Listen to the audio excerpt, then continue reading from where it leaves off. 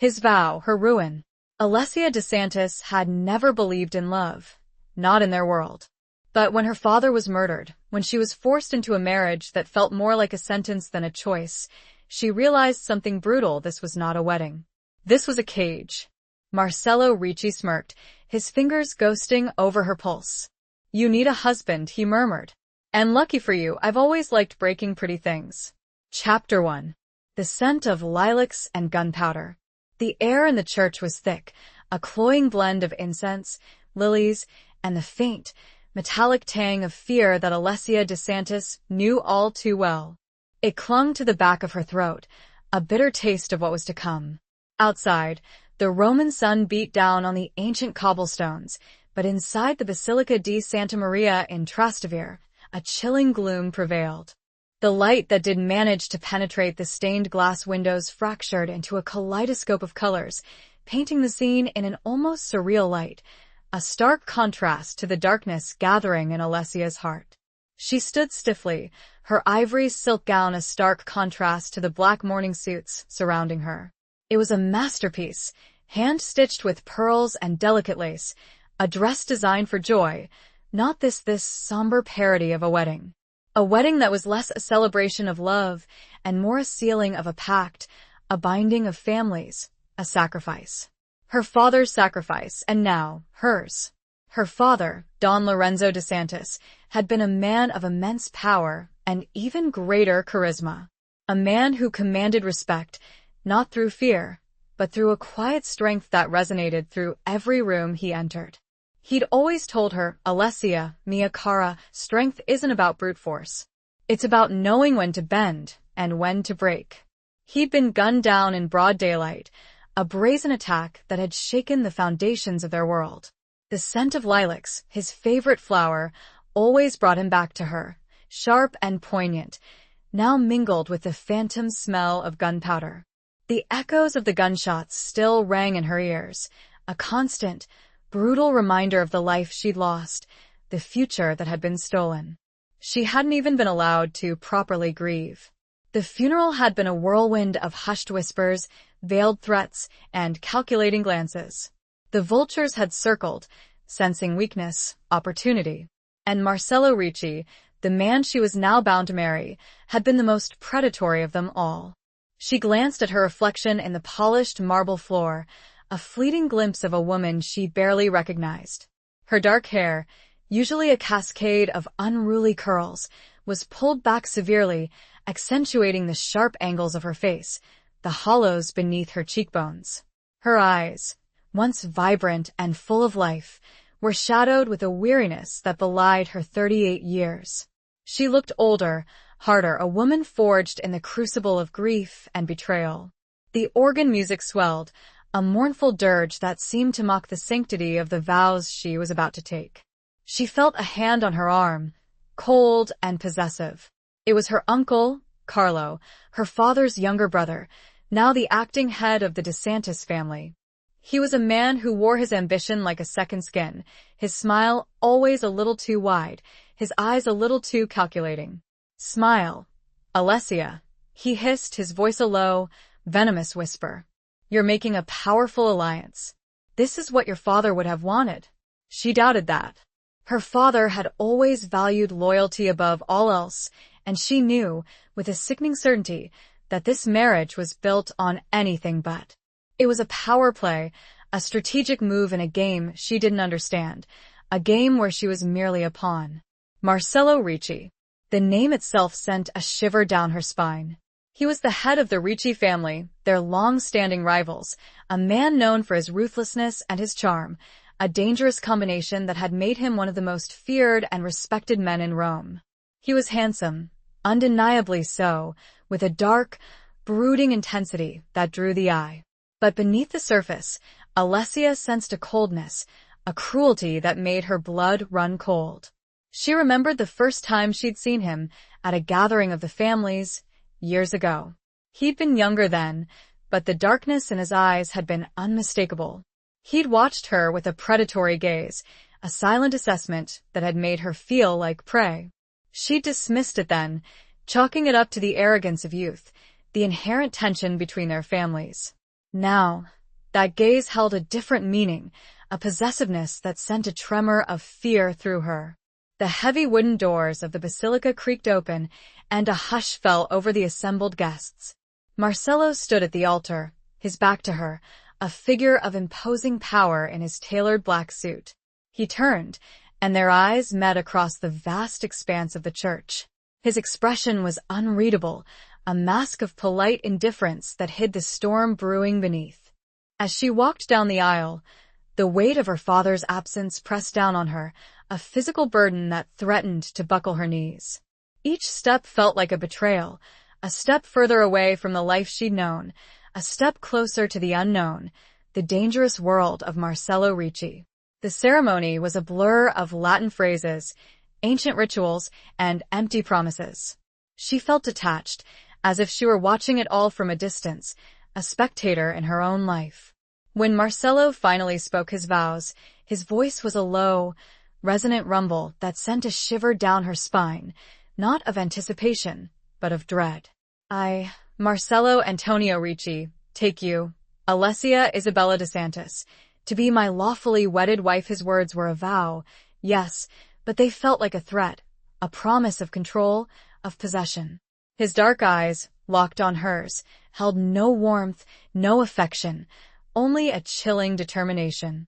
He took out an old, golden ring, different from the modern ones.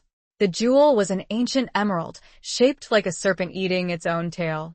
The Ricci family crest. When it was her turn to speak, her voice felt thin and reedy, barely a whisper. She repeated the vows, the words tasting like ash in her mouth.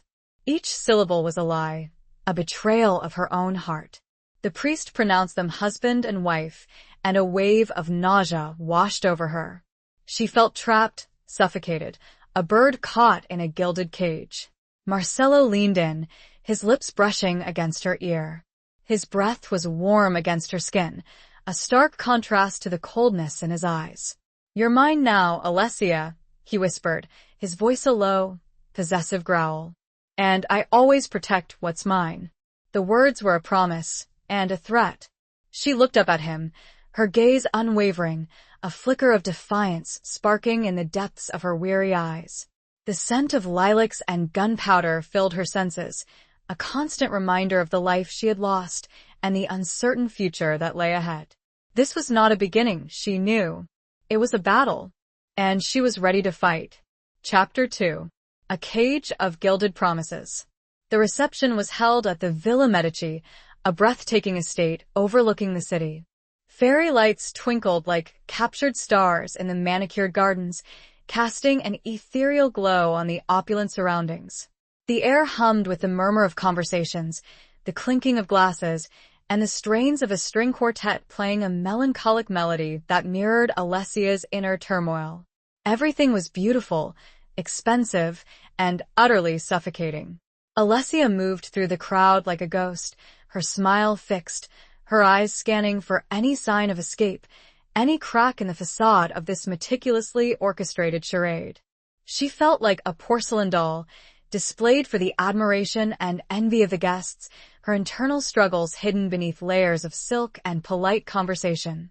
The men, a collection of sharply dressed power brokers and their equally formidable wives, greeted her with a mixture of respect and veiled curiosity. She knew they were assessing her, measuring her worth, trying to gauge her loyalty to her new husband, her new family. The women, adorned in jewels and designer gowns, offered her forced smiles and empty platitudes, their eyes betraying a mixture of pity and disdain. She was an outsider, a DeSantis brought into the Ricci fold, a potential threat, a pawn in their intricate game. Marcello remained by her side, a constant, possessive presence. His hand rested lightly on the small of her back, a gesture that was both protective and controlling. He steered her through the crowd, introducing her to his associates, his family, his world. Each introduction felt like another link in the chain that bound her to him, another step further into the gilded cage he had built for her. His mother, Signora Emilia Ricci, was a woman of formidable presence, her elegant posture and steely gaze a testament to her years of navigating the treacherous waters of mafia life. She greeted Alessia with a cool formality, her eyes assessing, her smile not quite reaching her eyes. "Welcome to the family, Alessia," she said, her voice smooth as silk, but with an underlying edge of steel. "We have great expectations for you." Alessia forced a smile. "Thank you, Signora Ricci. I hope to live up to them." The lie tasted bitter on her tongue. She had no intention of living up to their expectations, of conforming to their rules, of becoming another silent, obedient wife in their world. Marcello's cousins, a boisterous group of men with sharp eyes and easy smiles, greeted her with a mixture of flirtation and suspicion. They were the enforcers, the soldiers of the Ricci family, the ones who carried out Marcello's orders, the ones who kept the family's secrets buried deep. She knew they were watching her, waiting for her to make a mistake, to show any sign of weakness. Dinner was a lavish affair, a seemingly endless parade of courses served on delicate china, accompanied by vintage wines. Alessia picked at her food, her appetite lost amidst the swirling anxieties and the suffocating atmosphere. The conversations around her were a mix of business and gossip, veiled threats and subtle power plays. She felt like an outsider looking in, a silent observer in a world she didn't understand, a world she desperately wanted to escape. Marcello, however, seemed perfectly at ease, his charm effortlessly captivating the guests. He laughed, he joked, he told stories, all the while maintaining a watchful eye on Alessia. He was playing the role of the doting husband, but she knew it was just that, a role. Beneath the surface, she sensed a coldness, a detachment that sent a shiver down her spine. As the evening wore on, Alessia felt a growing sense of claustrophobia. The opulent surroundings, the forced smiles, the veiled threats, all of it was closing in on her. She needed air, space, a moment to breathe, to gather her thoughts, to remind herself who she was, who she had been before this day, before this marriage, before she had become a Ricci. She excused herself, claiming a headache, and slipped away from the crowd unnoticed. She found herself in a small, secluded garden, hidden away from the main festivities. The air was cooler here, the scent of jasmine and roses a welcome relief from the heavy perfumes and cigar smoke of the reception. She sat on a stone bench, overlooking the city lights twinkling below. Rome, the eternal city, a city of beauty and history, of secrets and betrayals. She felt a tear roll down her cheek, a silent testament to her grief, her anger, her fear. "Running away already, Cara?" The voice startled her. Marcello stood at the entrance to the garden, his silhouette framed by the soft glow of the lights. He moved towards her, his footsteps silent on the stone path. "I just needed some air," she said, her voice barely a whisper. He sat beside her, close enough that she could feel the warmth of his body, smell the faint scent of his cologne, a musky blend of sandalwood and something darker, something dangerous. "This is your life now, Alessia," he said, his voice low and resonant. "You belong to me, to the Ricci family. There's no escaping that." "I am not a possession, Marcello," she said, her voice shaking with a mixture of anger and defiance. "I am a woman, with my own thoughts, my own feelings, my own desires." He chuckled, a low, throaty sound that sent a shiver down her spine. "Desires? What desires could you possibly have that I cannot fulfill?" He reached out and touched her cheek, his fingers tracing the line of her jaw. His touch was gentle, but there was a possessiveness in it that made her skin crawl. "I want my freedom," she said, her voice trembling. "I want my life back." His eyes darkened, the flicker of amusement gone, replaced by a cold, hard glint. "Your life is with me now," he said, his voice a steel whisper. "And your freedom? That's a luxury you can no longer afford." He leaned in, his lips brushing against hers. It wasn't a kiss, not really. It was a claim, a branding, a reminder of her new reality. She closed her eyes, fighting back the tears, the overwhelming sense of despair. The gilded promises had turned to iron bars, and she was trapped. But even in her despair, a spark of defiance remained, a refusal to be broken, a determination to find a way out, to reclaim her life, to find her own freedom, even within the confines of this cage. The night and her new life had only just begun. Chapter 3. Whispers in the Shadow of the Dawn. The days that followed were a blur of stifling formality and unspoken tensions. Alessia found herself adrift in the Ricci mansion, a sprawling labyrinth of opulent rooms, echoing hallways, and hidden secrets.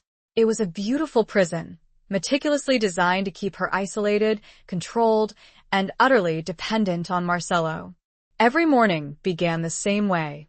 A silent maid, her eyes downcast, would enter Alessia's room, bearing a tray of exquisitely prepared breakfast and a schedule meticulously curated by Marcello. The schedule dictated her every move, from language lessons with a stern, elderly tutor to etiquette classes with Signora Ricci, who seemed to take a perverse pleasure in pointing out Alessia's every flaw, every deviation from the Ricci code of conduct. A Ricci woman holds her head high.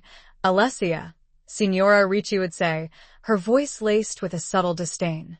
She does not slouch, she does not fidget, and she certainly does not speak unless spoken to.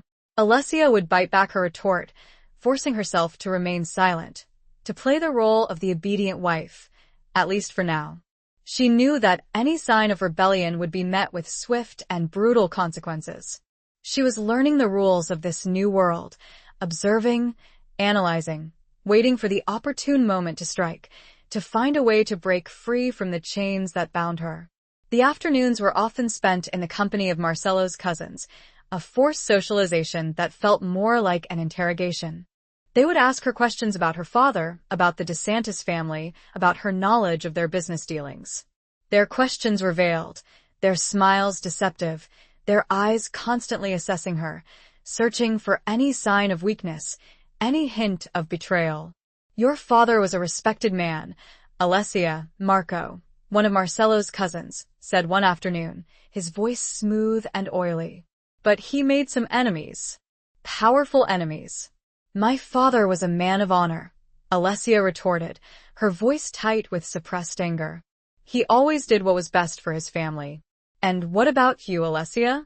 Another cousin, Luca, chimed in, his eyes dark and probing. Will you do what is best for your new family? I will always do what is right, she replied, her gaze unwavering. She knew they were testing her, trying to gauge her loyalty, trying to see if she would crack under the pressure. The evenings were the most difficult. Marcello would return from his business dealings, his expression unreadable, his mood unpredictable. He would demand her presence at dinner, a formal affair where she was expected to sit silently by his side, listening to his conversations with his associates, his family, the men who controlled the underbelly of Rome. The conversations were always coded, veiled references to shipments, territories, and agreements. She knew they were talking about their illegal activities, the smuggling, the extortion, the violence that was the lifeblood of their world. She would sit there, her stomach churning, forcing herself to remain calm, to appear uninterested, all the while absorbing every detail, every nuance, every hint of their operations. One evening, after a particularly tense dinner, Marcello dismissed the servants and turned to Alessia, his eyes dark and intense. You're quiet tonight, Cara, he said, his voice a low murmur. Are you bored with our company? I am merely observing, she replied, choosing her words carefully. He chuckled, a sound devoid of humor. Observing? What is there to observe? Your world, she said, her gaze meeting his. Your family. Your business. He leaned closer, his breath warm against her ear. My world is dangerous, Alessia, he whispered. It's not a place for innocent eyes. I am not innocent, Marcello, she said, her voice trembling slightly. I am a DeSantis. I grew up in this world, just as you did. He studied her for a moment, his expression unreadable. Then, he reached out and touched her cheek, his fingers tracing the line of her jaw.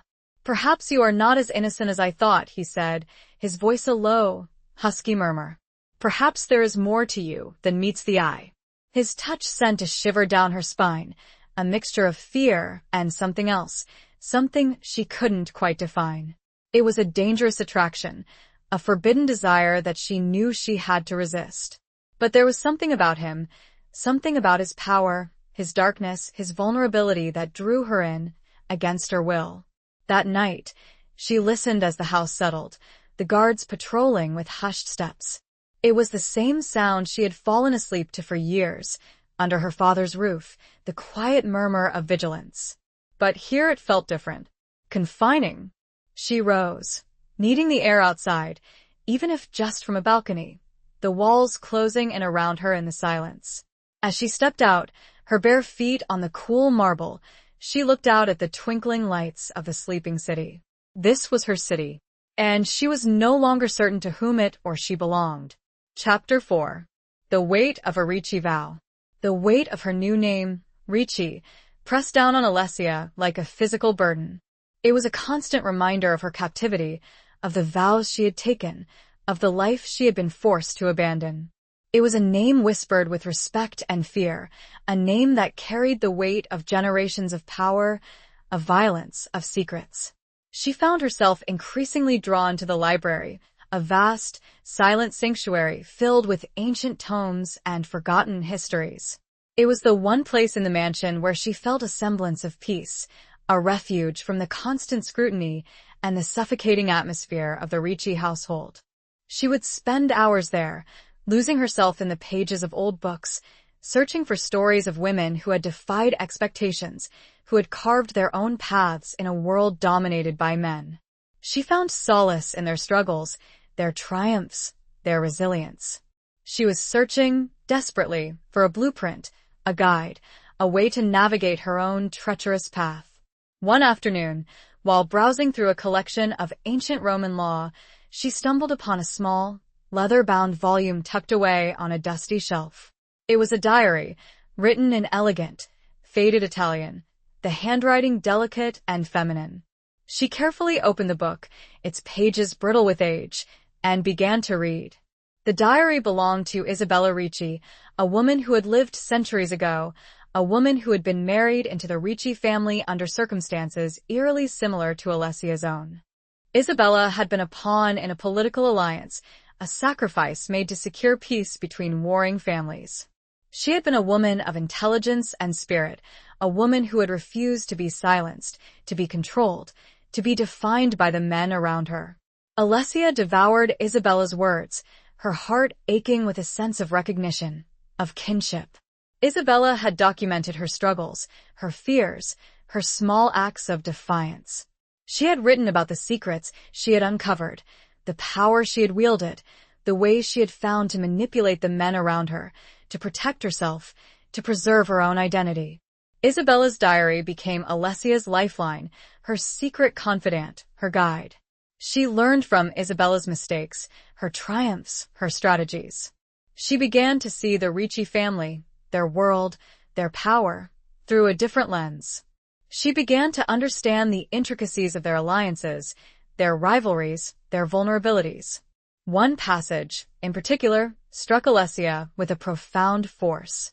Isabella had written, "A woman in our world has two choices.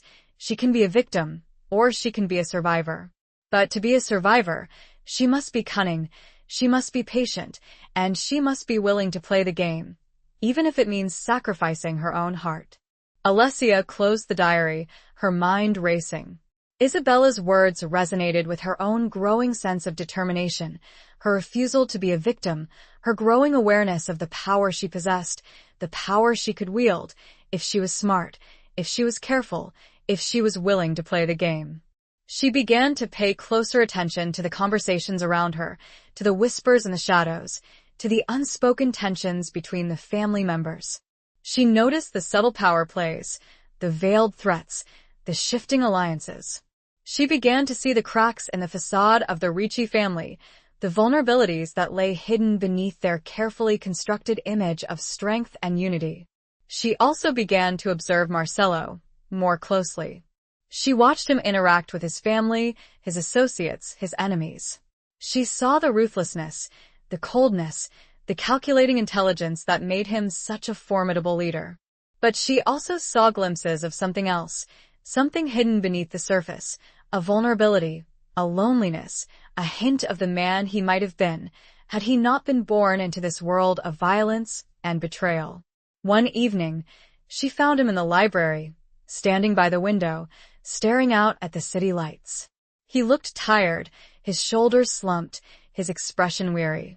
She hesitated for a moment, then approached him. "Marcello," she said softly. He turned, his eyes dark and unreadable.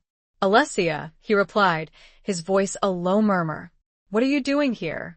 "I could ask you the same question," she said, her voice steady. He shrugged. "I couldn't sleep," he said. "Too many thoughts." "About what?" she asked, her curiosity piqued. He hesitated for a moment, then turned back to the window. "About the future," he said, his voice barely a whisper. "About this life." She moved closer, standing beside him, looking out at the same view. "It's a heavy burden, isn't it?" she said, her voice soft. "The weight of a family's legacy." He glanced at her, a flicker of surprise in his eyes. "You understand," he said, his voice tinged with a hint of wonder. "I understand more than you think," she replied, her gaze meeting his. For a moment, a silence fell between them, a silence filled with unspoken emotions, with a shared understanding of the burdens they carried, the lives they had been born into. It was a fragile connection, a fleeting moment of vulnerability, a glimpse of the humanity that lay hidden beneath their carefully constructed masks. "My father," Alessia began, her voice trembling slightly. "He told that the weight of leadership comes the responsibility to choose, to build, or destroy." Marcello was staring out, but she could sense his interest piqued. Something her father had shared, a weakness, maybe, in his perfect Ricci armor. "And which did your father choose?" Alessia took a slow breath. "Both. He knew how. But I think he wanted to choose differently." Marcello turned his head, slowly. His eyes for the first time didn't hold that icy calculation. They were just eyes. The eyes of a man exhausted by his own life. "And you?" he finally asked. "What would you choose?" It was as if time itself paused. This was the moment. The moment everything could truly change. Chapter 5. Beneath the Surface of Civility. Alessia took a measured breath, the weight of Marcello's question pressing down on her. This was a pivotal moment, a chance to forge a connection, to plant a seed of doubt, perhaps even to gain an ally. But she had to tread carefully. One wrong word could shatter the fragile trust that was beginning to form. "I believe," she began, her voice low and steady, "that true strength lies not in destruction, but in creation. In building something lasting, something that benefits not just a select few, but everyone." Marcello remained silent, his gaze fixed on her, his expression unreadable. She couldn't tell if he was intrigued, skeptical, or simply indifferent. The silence stretched, thick with unspoken tension. "That's a naive sentiment, Alessia," he finally said, his voice a low murmur. "Especially in our world." "Perhaps," she conceded, "but I believe it's a sentiment worth striving for. A world built on fear and violence is a world destined to collapse. True power comes from loyalty, from trust, from a shared sense of purpose." He turned away from her, staring out at the city lights again. "Loyalty and trust are rare commodities in our world, Kara," he said, his voice tinged with a hint of bitterness. "They are easily bought, easily broken." "Not always," Alessia countered, her voice firm. "True loyalty, true trust, is earned, not bought. It's built on respect, on shared values, on a belief in something greater than oneself." He chuckled, a dry, humorless sound. "You sound like your father," he said. "Perhaps I do," she replied, a hint of pride in her voice. He believed in those things. He believed in a better way. "And look where it got him," Marcello said, his voice laced with a cold cynicism. Alessia flinched, the words hitting her like a physical blow. But she refused to back down. "His death doesn't negate his beliefs," she said, her voice trembling slightly. "It only strengthens my resolve to see them realized." He turned back to her, his eyes searching hers, as if trying to decipher her true motives, her true feelings. "You think you can change things, Alessia?" he asked, his voice a low, skeptical whisper. "You think you can change us?" "I don't know," she admitted, her voice honest. But I have to try. I owe it to my father, to myself, to the future. He studied her for a long moment, his expression unreadable. Then, a flicker of something respect, perhaps, or even admiration crossed his face. You're a dangerous woman, Alessia Ricci, he said, his voice a low, husky murmur. A very dangerous woman. Perhaps, she replied, her gaze meeting his, a spark of defiance in her eyes. But I'm also a woman who knows what she wants. And I'm not afraid to fight for it. He smiled then, a genuine smile, not the cold, calculating smile he usually wore. It transformed his face, making him look younger, less hardened, almost vulnerable. I'm beginning to see that, he said, his voice soft. The moment was broken by a knock on the library door. One of Marcello's cousins, Marco, entered, his expression apologetic. Marcello, forgive the intrusion, but there's a situation. We need you. Marcello's smile vanished, replaced by his usual mask of cold indifference. He nodded curtly to Marco, then turned back to Alessia. We'll continue this conversation later, he said, his voice devoid of emotion. He left the library, Marco following close behind, leaving Alessia alone with her thoughts, her hopes, her fears. The encounter with Marcello had left her shaken, but also strangely exhilarated. She had glimpsed a side of him she hadn't seen before, a vulnerability, a hint of humanity that gave her hope. She knew the road ahead would be long and difficult, filled with obstacles and dangers. But she was no longer alone. She had Isabella's diary, her father's legacy, and now, perhaps, a fragile alliance with Marcello. She had taken the first step, planted the first seed. Now, she had to nurture it, cultivate it, protect it from the storms that were sure to come. She had to be patient, cunning, and strategic. She had to play the game, but she also had to change the rules. She returned to Isabella's diary, seeking guidance, seeking strength, seeking the wisdom of a woman who had faced similar challenges centuries ago. She found a passage that resonated deeply with her current situation. The key to survival is not to fight the current, but to learn how to navigate it, to use its power to your advantage, to turn your enemies into allies and your weaknesses into strengths. Alessia closed the diary, a newfound determination hardening her resolve. She would learn to navigate this treacherous world. She would use Marcello's power, his influence, his vulnerabilities, to her advantage. She would turn him into an ally, or she would break him. Either way, she would survive. She would thrive. She would make her father proud. And as she looked out at the city, she made a small, silent oath. She would burn their world down if she had to, but she would build something better from the ashes. Something hers.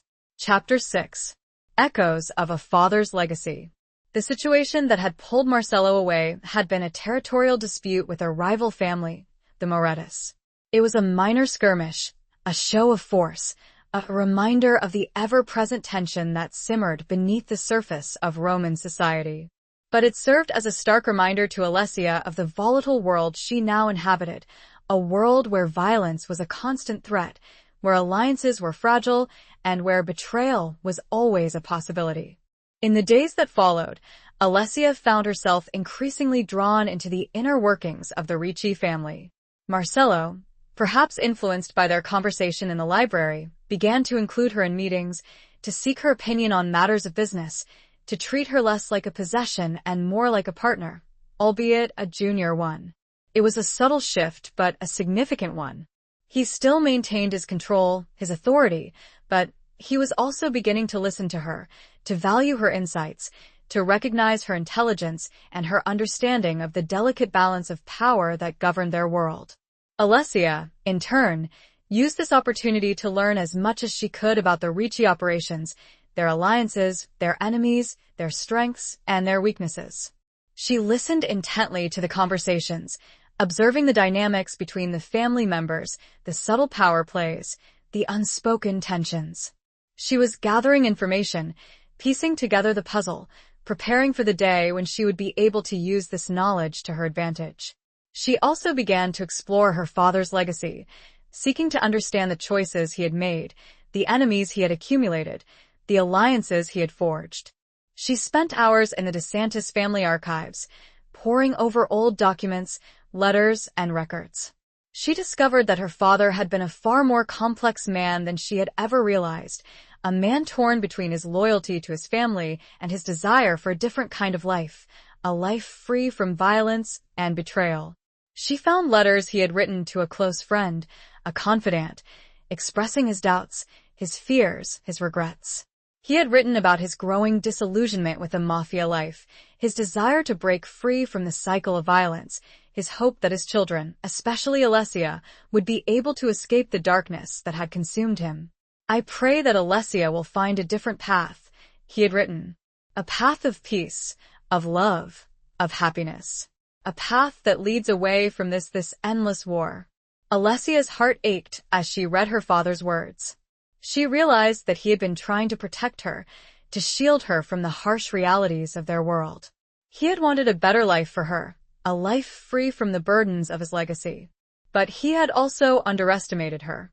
He had not realized that she had inherited his strength, his intelligence, his determination. He had not foreseen that she would be forced to confront the very world he had tried to protect her from. She discovered, too, that her father had been secretly working to undermine the Moretti family, the very family that had been involved in the recent skirmish. He had been gathering evidence of their illegal activities, intending to expose them, to weaken their power, to protect his own family. It was a dangerous game, a risky gamble that had ultimately cost him his life. But it also revealed a side of her father that she had never known, a side that was willing to fight for what he believed in, even if it meant sacrificing everything. This discovery fueled Alessia's determination. She realized that she was not just fighting for her own freedom, for her own future. She was also fighting for her father's legacy, for the vision of a better world that he had held so dear. She decided to continue her father's work, to gather more evidence against the Morettis, to expose their crimes, to bring them down. It was a dangerous undertaking, one that could put her own life at risk. But she was no longer afraid. She was a DeSantis and a Ricci. She had the blood of warriors in her veins, and she was ready to fight. She knew she couldn't do it alone. She needed allies, people she could trust. And she knew that the most unlikely ally of all might be Marcello himself. She decided to use her growing influence over him, her understanding of his vulnerabilities, to persuade him to join her cause. It was a long shot, a risky gamble, but it was the only way she could see to achieve her goals. That evening, during their usual formal dinner, Alessia decided to broach the subject. She waited until the conversation had lulled, then turned to Marcello, her expression serious. "Marcello," she began, her voice low and steady. "I need to talk to you about something important." He raised an eyebrow, his gaze questioning. "What is it, Alessia?" "It's about my father," she said, her voice trembling slightly. "And about the Morettis." A flicker of something suspicion, perhaps, or even fear crossed his face. "What about them?" "I know he was working to expose them," she said, her voice firm. "I know he was gathering evidence against them." Marcello's expression hardened. "How do you know this?" he asked, his voice cold. "I found his papers," she replied, her gaze unwavering. "His letters. His records." He was silent for a moment, his mind clearly racing.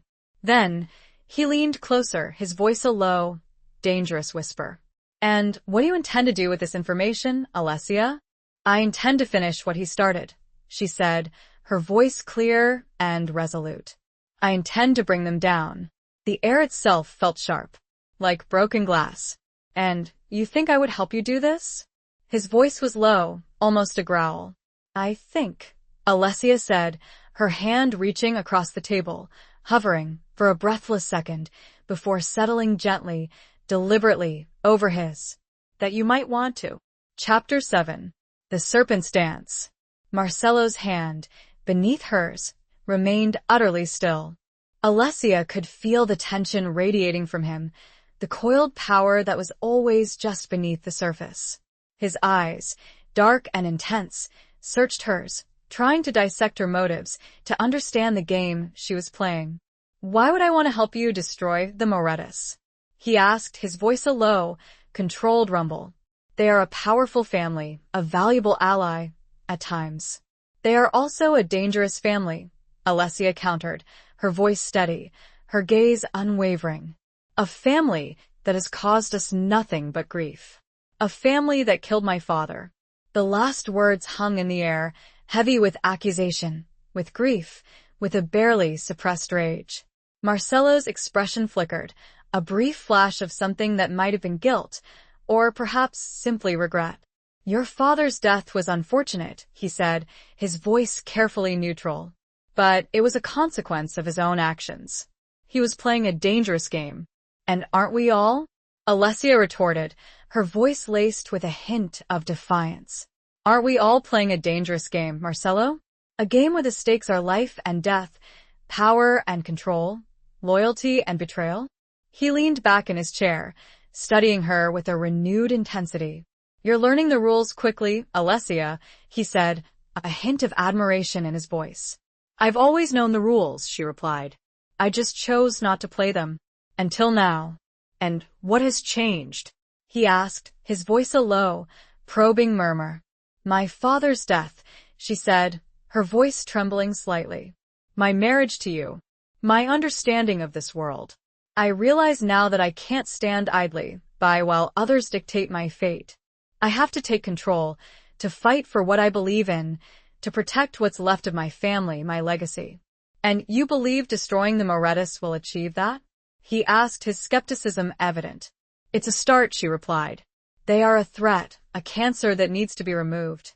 And I believe I know that my father had evidence that could cripple them, evidence that could expose their crimes to the other families, to the authorities. Marcelo was silent for a long moment, his mind clearly weighing the risks and rewards. The Moretus were indeed a powerful enemy, but they were also a constant source of instability, a threat to his own power, his own ambition.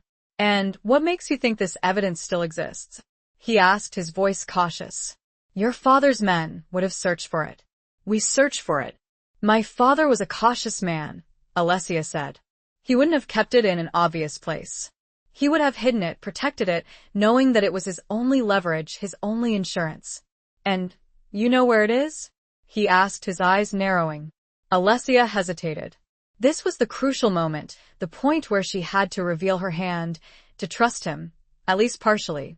I have an idea, she said, her voice carefully measured. A place where he used to go, a place that was special to him. A place where no one would think to look. And you're willing to share this information with me? He asked, his voice laced with a hint of suspicion. I'm willing to share it with you, she said, her gaze meeting his, if you're willing to help me. If you're willing to take the risk, to fight alongside me, to avenge my father's death, and to secure a more stable future for both our families. It was a gamble, a calculated risk. She was offering him a partnership, an alliance, a chance to reshape the power dynamics of their world.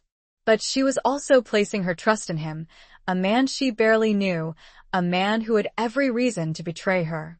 Marcelo studied her for a long, tense moment, his expression unreadable. The silence stretched, punctuated only by the clinking of silverware and the distant murmur of conversations from the other rooms. Finally, he spoke, his voice low and decisive. Tell me where to find this evidence, Alessia, he said. And we'll see if your father's gamble was worth it. A wave of relief washed over Alessia, a feeling of cautious optimism. She had taken the first step, and he had responded. It was a fragile alliance, a dangerous dance, but it was a start. It's at his hunting lodge, she said, her voice barely a whisper. In the mountains north of Rome. There's a hidden room, behind the fireplace in his study. Marcelo nodded slowly, his mind already working, calculating the logistics, the risks, the potential rewards. We'll go tomorrow, he said. Just you and I. No one else can know about this. Alessia agreed. Secrecy was paramount. Any leak of information could be fatal. They were embarking on a dangerous mission, a serpent's dance where one wrong move could lead to their downfall. But they were also embarking on a journey of potential transformation, a chance to break free from the chains of the past, to forge a new future, to build a world where loyalty and trust were not just empty words, but the foundation of a lasting peace. The night felt different now. The air had a charge to it. Alessia knew that everything had changed with that single, shared vow. They were partners now. But what kind of partnership remained to be seen? Chapter 8. Scars that never fade. The journey to the hunting lodge was tense and silent. Marcelo drove with a focused intensity, his hands gripping the steering wheel, his eyes constantly scanning the road ahead. Alessia sat beside him, her own thoughts racing, her anxiety a palpable presence in the confined space of the car. The lodge was nestled deep in the mountains, a secluded retreat surrounded by towering pines and rugged peaks. It was a place of rustic beauty, a stark contrast to the opulent world they had left behind. But it was also a place of shadows, of memories, of secrets. As they approached the lodge, Alessia felt a wave of nostalgia wash over her. She had spent many happy summers here as a child, exploring the woods with her father, learning to hunt, to fish, to appreciate the simple beauty of nature. It was a place where she had felt safe, protected, loved. But now, the lodge felt different. It was no longer a sanctuary, but a potential battleground, a place where she would confront her father's past and perhaps her own future. Marcelo parked the car in front of the lodge, and they stepped out into the crisp mountain air. The silence was broken only by the rustling of the wind through the trees and the distant call of a hawk. The lodge was a sturdy, two-story structure built of stone and timber. It looked deserted, untouched by time, a relic of a bygone era. Marcelo produced a key from his pocket and unlocked the heavy wooden door. The interior of the lodge was dark and dusty, the air thick with the scent of wood smoke and decay. The furniture was covered in sheets, the windows shrouded in cobwebs. It was as if time had stood still, preserving the lodge as a monument to Alessia's father, to his life, to his secrets. Marcelo moved through the lodge with a practiced ease, his eyes scanning the surroundings, assessing the layout, searching for any sign of danger, any hint of intrusion. He was a predator in his natural habitat, alert, watchful, ready to strike. Alessia followed him, her heart pounding in her chest. She felt a mixture of anticipation and dread, a sense of impending revelation, of a truth that could shatter her world, or perhaps set her free. They reached the study, a large, wood-paneled room dominated by a massive stone fireplace. The walls were lined with bookshelves, filled with hunting trophies and old photographs. Alessia remembered spending hours here with her father, listening to his stories, learning about his life, his passions, his regrets. Marcelo moved directly to the fireplace, his eyes focused on the intricate carvings that adorned the stone mantelpiece. He ran his hands over the surface, feeling for any hidden mechanisms, any secret compartments. Alessia watched him, her breath held captive in her lungs. She knew that they were close, that the truth was within reach, that her father's secrets were about to be revealed. After a few minutes of searching, Marcelo found it. A small, almost invisible button concealed within the carving of a hunting dog. He pressed the button, and a section of the stone wall behind the fireplace slid open, revealing a hidden room. The room was small and sparsely furnished, containing only a desk, a chair, and a locked steel safe. The air was stale and musty, the silence heavy with the weight of unspoken secrets. Marcelo approached the safe, his expression grim. He tried the handle, but it was locked.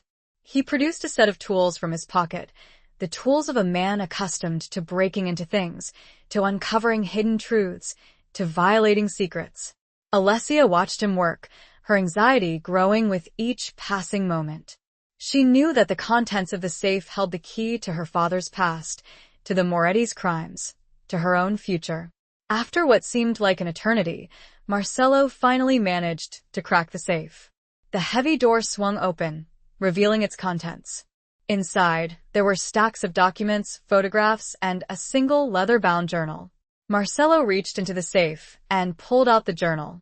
He opened it, his eyes scanning the pages, his expression growing darker with each passing moment. Alessia moved closer, peering over his shoulder. The journal was written in her father's handwriting, a detailed account of his investigation into the Moretti family, their illegal activities, their connections to corrupt officials, their involvement in drug trafficking, extortion, and murder. The evidence was damning, conclusive, a meticulously documented trail of corruption and violence that reached the highest levels of Roman society. Alessia's father had risked everything to gather this information, to expose the Morettis, to bring them to justice. But there was something else in the journal, something that made Alessia's blood run cold. Her father had also documented his growing suspicion that someone within his own inner circle, someone he trusted, had been betraying him, leaking information to the Morettis. He had not identified the traitor by name, but he had left clues, hints, subtle references that pointed to a shocking conclusion. The traitor was someone close to him, someone he had considered a friend, a confidant, a member of his own family. Marcello closed the journal, his face pale, his eyes filled with a mixture of shock and disbelief. This changes everything, he said, his voice barely a whisper. Alessia felt a wave of nausea wash over her.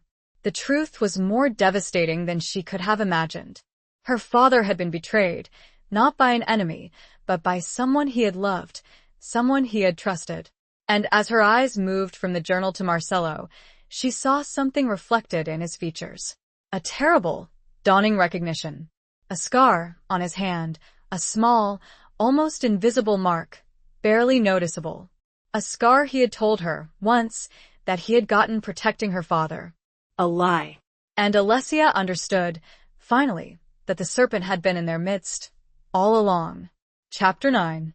A glimmer of defiance. The world seemed to tilt on its axis.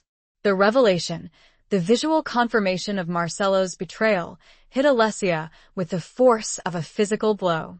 Her mind reeled, struggling to reconcile the image of the man she thought she was beginning to know with the monstrous reality that now stared her in the face. Her father's words, echoing from the journal, took on a chilling new meaning. The clues, the subtle hints, all pointed to Marcello, the trusted friend, the confidant, the member of the family. It had been him all along. Marcello, seeing the understanding dawn in her eyes, didn't flinch, didn't deny it. He simply stood there, the journal clutched in his hand, his expression a mask of cold, hard resignation. The scar, a small, crescent-shaped mark on the back of his hand, seemed to pulse with a malevolent life of its own, a permanent brand of his treachery. "You," Alessia whispered, her voice choked with disbelief, with betrayal, with a rising tide of fury. "It was you." He didn't answer, didn't need to. The silence was confirmation enough. "Why?" she demanded, her voice trembling with rage. "Why did you betray him? Why did you betray us?" Marcello finally looked at her, his eyes dark and fathomless, devoid of any remorse, any regret. "Survival, Alessia," he said, his voice flat, emotionless. "It's the only thing that matters in our world. Loyalty is a weakness. Trust is a liability. Your father was a fool to believe in such things." "He believed in you," Alessia cried, her voice cracking with anguish. "He trusted you. He considered you family." Marcello scoffed, a harsh, cynical sound. "Family? Family is just another word for a group of people who will stab you in the back the moment it benefits them. Your father learned that lesson too late." Alessia felt a surge of rage, a burning desire for retribution, for justice. She wanted to lash out, to hurt him, to make him pay for his treachery. But she knew that violence wouldn't solve anything. It wouldn't bring her father back. It wouldn't erase the pain. It wouldn't change the past. She had to be smarter, stronger, more cunning. She had to use her wits, her intelligence, her understanding of this world, to defeat him. She had to play the game, but she had to play it better than he did. "You may have killed my father, Marcello," she said, her voice low and steady, her gaze unwavering. "But you won't kill his legacy. You won't kill me." A flicker of surprise crossed his face, a momentary glimpse of vulnerability. He hadn't expected this defiance, this strength. He had underestimated her, just like her father had. "What are you going to do, Alessia?" he asked, his voice laced with a hint of mockery. Tell the other families? Tell the authorities? They won't believe you. You have no proof, other than a dead man's ramblings and a convenient scar. I have the journal, she said, her voice firm. And I have my own wits. I'll find a way to expose you, Marcelo. I'll make sure everyone knows the truth about you, about your treachery, about your betrayal. He laughed, a cold, chilling sound that sent a shiver down her spine. You're playing a dangerous game, Alessia, he said. A game you can't win. We'll see about that, she retorted, her chin lifting in defiance. I'm not afraid of you, Marcelo. I'm not afraid of your threats, your violence, your power. I'm a DeSantis, and I won't be broken. She turned and walked towards the door, her back straight, her head held high. She refused to give him the satisfaction of seeing her fear, her pain, her vulnerability. Where are you going? He demanded, his voice sharp. Away from you, she said, her voice cold and resolute. Away from this place, away from this life, away from the lies and the betrayal. She stepped out of the lodge, into the crisp mountain air, leaving Marcelo standing alone in the hidden room, surrounded by the ghosts of his past, the evidence of his crimes, the weight of his betrayal. As she walked away, she felt a strange sense of liberation, of empowerment.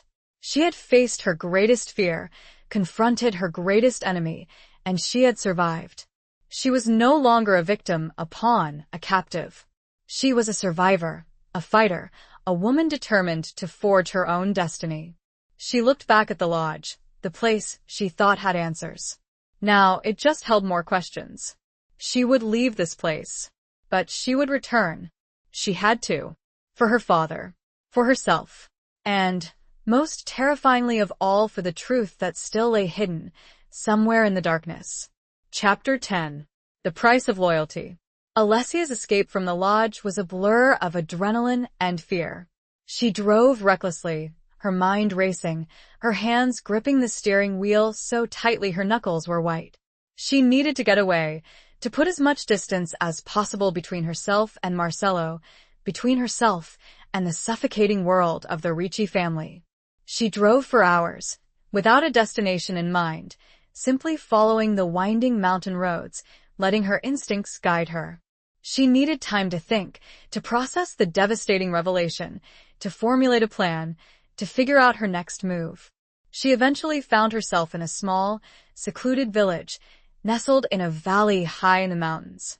It was a place far removed from the opulence and violence of Rome, a place where life moved at a slower pace, where people valued simplicity and community, where the ancient traditions still held sway. She checked into a small, family-run inn, using a false name, paying in cash. She needed a safe haven, a place to hide, to gather her strength, to plan her next move. The room was simple but clean, with a comfortable bed, a small wooden table, and a window overlooking the village square. She sat on the bed, her body exhausted, her mind numb. She felt a wave of grief wash over her, the full weight of her father's death, of Marcelo's betrayal, crashing down on her. She allowed herself to cry, to release the pent-up emotions that had been building inside her for weeks, for months, for years. She cried for her father, for the life she had lost, for the future that had been stolen from her. She cried for the betrayal, for the pain, for the injustice. After a while, the tears subsided, replaced by a cold, hard determination. She would not be defeated. She would not be broken. She would fight back. She would seek justice. She would avenge her father's death. She spent the next few days in the village, recovering her strength, formulating a plan. She knew she couldn't go to the authorities. The police were corrupt, the judges were bought, the entire system was rigged in favor of the powerful families like the Riccis and the Morettis. She had to find another way, a way to expose Marcelo's crimes, to bring him down, to make him pay for his treachery. She needed allies, people she could trust, people who were not afraid to stand up to the mafia, people who believed in justice, in truth, in a better world. She thought of her father's old friends, the people he had trusted, the people who had shared his vision of a different kind of life. She remembered a name, a man her father had often spoken of with respect and admiration, a journalist named Giovanni Rossi. Rossi was an investigative reporter, known for his courage, his integrity, his unwavering commitment to exposing corruption and injustice. He had written extensively about the mafia, about their crimes, about their influence on Italian society. He was a thorn in their side, a constant threat to their power, a voice for the voiceless. Alessia decided to seek him out. He was her only hope, the only person she could trust, the only person who might be able to help her bring Marcello to justice. She found Rossi's contact information online, a discreet email address, a secure phone number. She sent him a message, a brief, cryptic note, explaining her situation, requesting a meeting, promising information that could expose a major mafia conspiracy. She waited anxiously for a reply, her hopes and fears intertwined. She knew that contacting Rossi was a risky move, that it could expose her to even greater danger. But she had no other choice. She had to take the risk, she had to fight back, she had to seek justice. The reply came a few days later, a short, cautious message, agreeing to a meeting, specifying a time and place, a secluded cafe in a quiet neighborhood on the outskirts of Rome. Alessia felt a surge of hope, a glimmer of optimism. She was not alone. There were still people in this world who believed in justice, who were willing to fight for what was right, who were not afraid to stand up to the powerful. She would have to be extremely careful, of course. She didn't know who, if anyone, she could trust completely. But she had to do something. She owed that to her father. She also knew, if she let Marcello get away with it, he would hunt her down. She packed her few belongings, a new resolve flooding through her veins. The game was far from over, and she refused to be the one hunted. She would be the hunter now. Chapter 11. Threads of Deception. The meeting with Giovanni Rossi was shrouded in secrecy. Alessia arrived at the designated cafe, a small, unassuming establishment tucked away on a quiet side street, her heart pounding with a mixture of anticipation and anxiety. She scanned the faces of the patrons, searching for any sign of recognition, any hint of danger. Rossi was already there, sitting at a corner table, nursing a cup of espresso. He was an older man, with a weathered face, a shock of white hair, and piercing blue eyes that seemed to see right through her. He looked like a man who had seen too much, who had carried the weight of the world on his shoulders, but who had never lost his sense of purpose, his unwavering commitment to truth and justice. Alessia approached him cautiously, introducing herself with a pseudonym, a precaution she had learned from her father. Rossi greeted her with a nod, his expression guarded, his eyes assessing her, trying to gauge her trustworthiness, her motives, her true identity. "You said you have information," he said, his voice low and gravelly. "Information about a mafia conspiracy." "I do," Alessia replied, her voice steady, despite the tremor in her hands. "Information that could expose a major player, a man who has been operating with impunity for years, a man who is responsible for countless crimes, including murder." Rossi leaned forward, his interest piqued. "And who is this man?" he asked, his voice a low, probing murmur. Alessia hesitated for a moment, then took a deep breath. "His name is Marcello Ricci," she said, her voice barely a whisper. Rossi's eyes widened slightly, a flicker of surprise, perhaps even disbelief, crossing his face. "Marcello Ricci?" he repeated, his voice tinged with incredulity. "The head of the Ricci family?"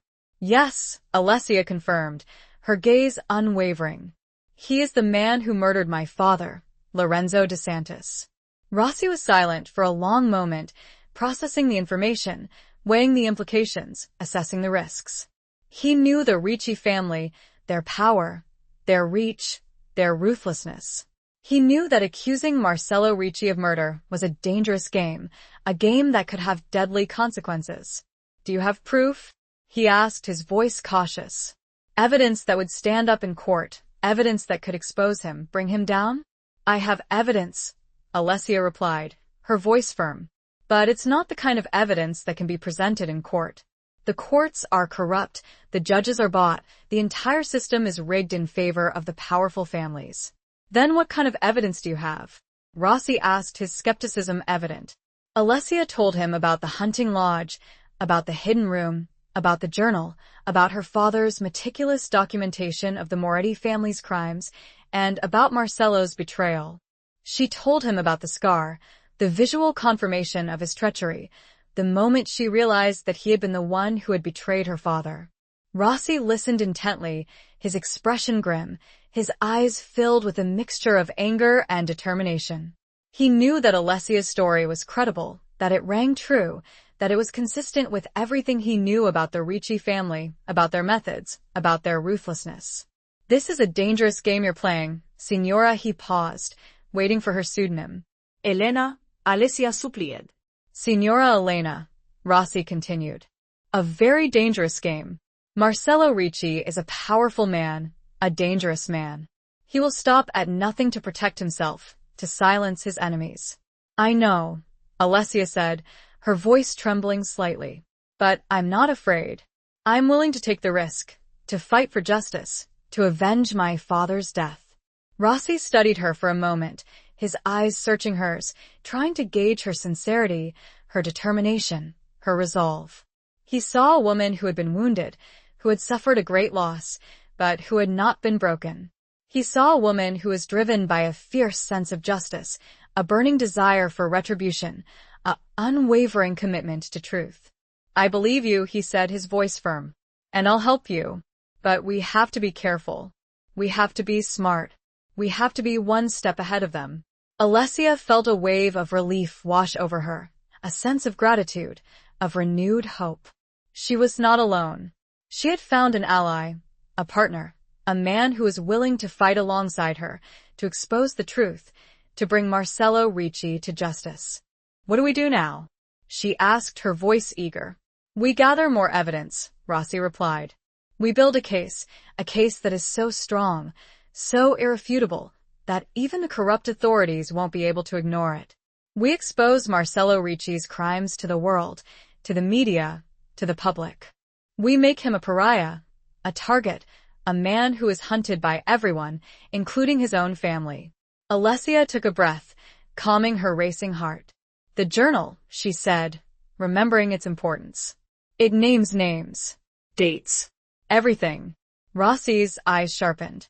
"We need that journal. It's the key." "It's still at the lodge," Alessia told him. Hidden. "But Marcello knows about it." He knows I know. Rossi nodded, his mind already working, formulating a plan. "Then we have to move quickly. Before he destroys it. Or uses it against us." They spent the next few hours discussing their strategy, planning their next move, weaving a web of deception that they hoped would ensnare Marcello Ricci, expose his crimes, and bring him to justice. It was a dangerous game, a high-stakes gamble, but they were both willing to play, to risk everything, to fight for what they believed in. The threads of deception were being spun, and the trap was being set. But Alessia knew, with a chilling certainty, that Marcello was a master of deception himself. And he wouldn't go down without a fight. Chapter 12. Shattered Reflections. The plan was audacious, bordering on reckless. Rossi, with his network of contacts and his deep understanding of the media landscape, would orchestrate a carefully calibrated campaign to leak information about Marcello's involvement with the Moretti family, focusing on their drug trafficking operations, but carefully omitting any direct mention of Lorenzo DeSantis's murder or Alessia's involvement. The goal was to provoke Marcello, to force him to react, to make a mistake, to expose his hand. Meanwhile, Alessia would return to the Ricci mansion, ostensibly to retrieve some personal belongings, but in reality, to plant false evidence, to further implicate Marcello, and to retrieve the journal, the crucial piece of evidence that held the key to his downfall. It was a dangerous game of cat and mouse, a dance of deception where one wrong move could have fatal consequences. Alessia knew that she was walking into the lion's den, that she was facing a man who was capable of anything, a man who had already betrayed her once, a man who would not hesitate to kill her if he felt threatened. But she was also driven by a fierce determination, a burning desire for justice, an unwavering commitment to her father's legacy. She would not be intimidated, she would not be silenced, she would not be broken. Returning to the Ricci mansion was like stepping back into a nightmare. The opulent surroundings, the familiar faces, the suffocating atmosphere, all of it brought back the memories of her captivity, of her forced marriage, of Marcello's betrayal. She was greeted with a mixture of suspicion and curiosity. The servants, the guards, the family members, all of them watched her with wary eyes, wondering what she was doing there, what her motives were, what games she was playing. Marcello was not there. He was away on business, a convenient absence that gave Alessia the opportunity she needed to carry out her plan. Signora Ricci, Marcello's mother, greeted Alessia with a cold formality, her eyes filled with a mixture of disdain and suspicion. "Alessia," she said, her voice smooth as silk, but with an underlying edge of steel. "What brings you back to our home?" "I came to retrieve some personal belongings," Alessia replied, her voice steady, her expression carefully neutral. "Things I left behind when I departed." Signora Ricci's eyes narrowed slightly, her skepticism evident. "I was not aware that you had left anything behind," she said, her voice laced with a hint of accusation. "Just a few sentimental items," Alessia said, forcing a smile. "Things that remind me of my father." Signora Ricci studied her for a moment, her expression unreadable. Then, she nodded curtly. "Very well," she said. "But I will have someone accompany you, just to ensure that everything is in order." Alessia knew that this was a thinly veiled threat, a warning that she was being watched, that she was under surveillance. But she had expected this. She had prepared for it. She was accompanied by Marco, Marcello's cousin, the one who had interrupted their conversation in the library. He was a silent, watchful presence, his eyes constantly scanning her, his hand never far from the gun that was concealed beneath his jacket. Alessia went to her former room, the room that had been her gilded cage, the room that held so many painful memories. She pretended to gather some clothes, some jewelry, some books, all the while searching for the right opportunity to plant the false evidence, to retrieve the journal. She had decided to plant a fabricated letter, a letter purportedly written by Marcello to one of the Moretti leaders, outlining a plan to expand their drug trafficking operations, to increase their profits, to eliminate any potential rivals. The letter was a clever forgery, crafted by one of Rossi's contacts, a man who specialized in creating convincing fakes, in manipulating documents, in weaving webs of deception. She slipped the letter into a drawer, beneath a pile of clothes, making sure that it was partially visible, that it would be easily discovered by anyone searching the room. Then, she turned her attention to the journal. She knew that Marcello would be looking for it, that he would be desperate to destroy it, to eliminate the evidence of his crimes. She went to the small, antique writing desk, where she used to sit and write letters to her father, letters filled with longing, with frustration, with a desperate desire to escape her gilded cage. She opened the secret compartment, the one where she had hidden Isabella Ricci's diary, the diary that had given her strength, that had inspired her to fight back. The diary was still there, but the journal was gone. Alessia felt a wave of panic, a surge of despair. Marcello had found it. He had taken it. He had destroyed the evidence, the key to his downfall. She searched the room frantically, desperately, hoping that she was wrong, that the journal was somewhere else, that she had simply overlooked it. But it was nowhere to be found. Marco, who had been watching her with a silent intensity, finally spoke. "Looking for something, Alessia?" he asked, his voice laced with a hint of mockery. Alessia turned to him, her eyes blazing with anger. "Where is it, Marco?" she demanded. "Where is the journal?" He smiled, a cold, cruel smile that sent a shiver down her spine. "Marcello has it," he said. "He knew you would come back for it. He knew you were playing games." Alessia felt a cold dread creep into her heart. She had been outplayed, outmaneuvered. Marcello had anticipated her every move. He had seen through her deception. He had turned the tables on her. The reflection she saw in the mirror above the desk was not her own, not anymore. It was fractured, broken, the eyes of a hunted animal. And she knew, with sickening certainty, that she had walked directly into his trap. He wasn't just waiting for her. He had planned this. Every step of the way. Chapter 13. The lion's den, Alessia's carefully constructed facade crumbled. The realization that Marcelo had not only anticipated her plan but had actively manipulated her into this trap was a devastating blow. The game had shifted, and she was no longer the hunter, but the prey. "You knew," she said, her voice barely a whisper, the fight draining out of her.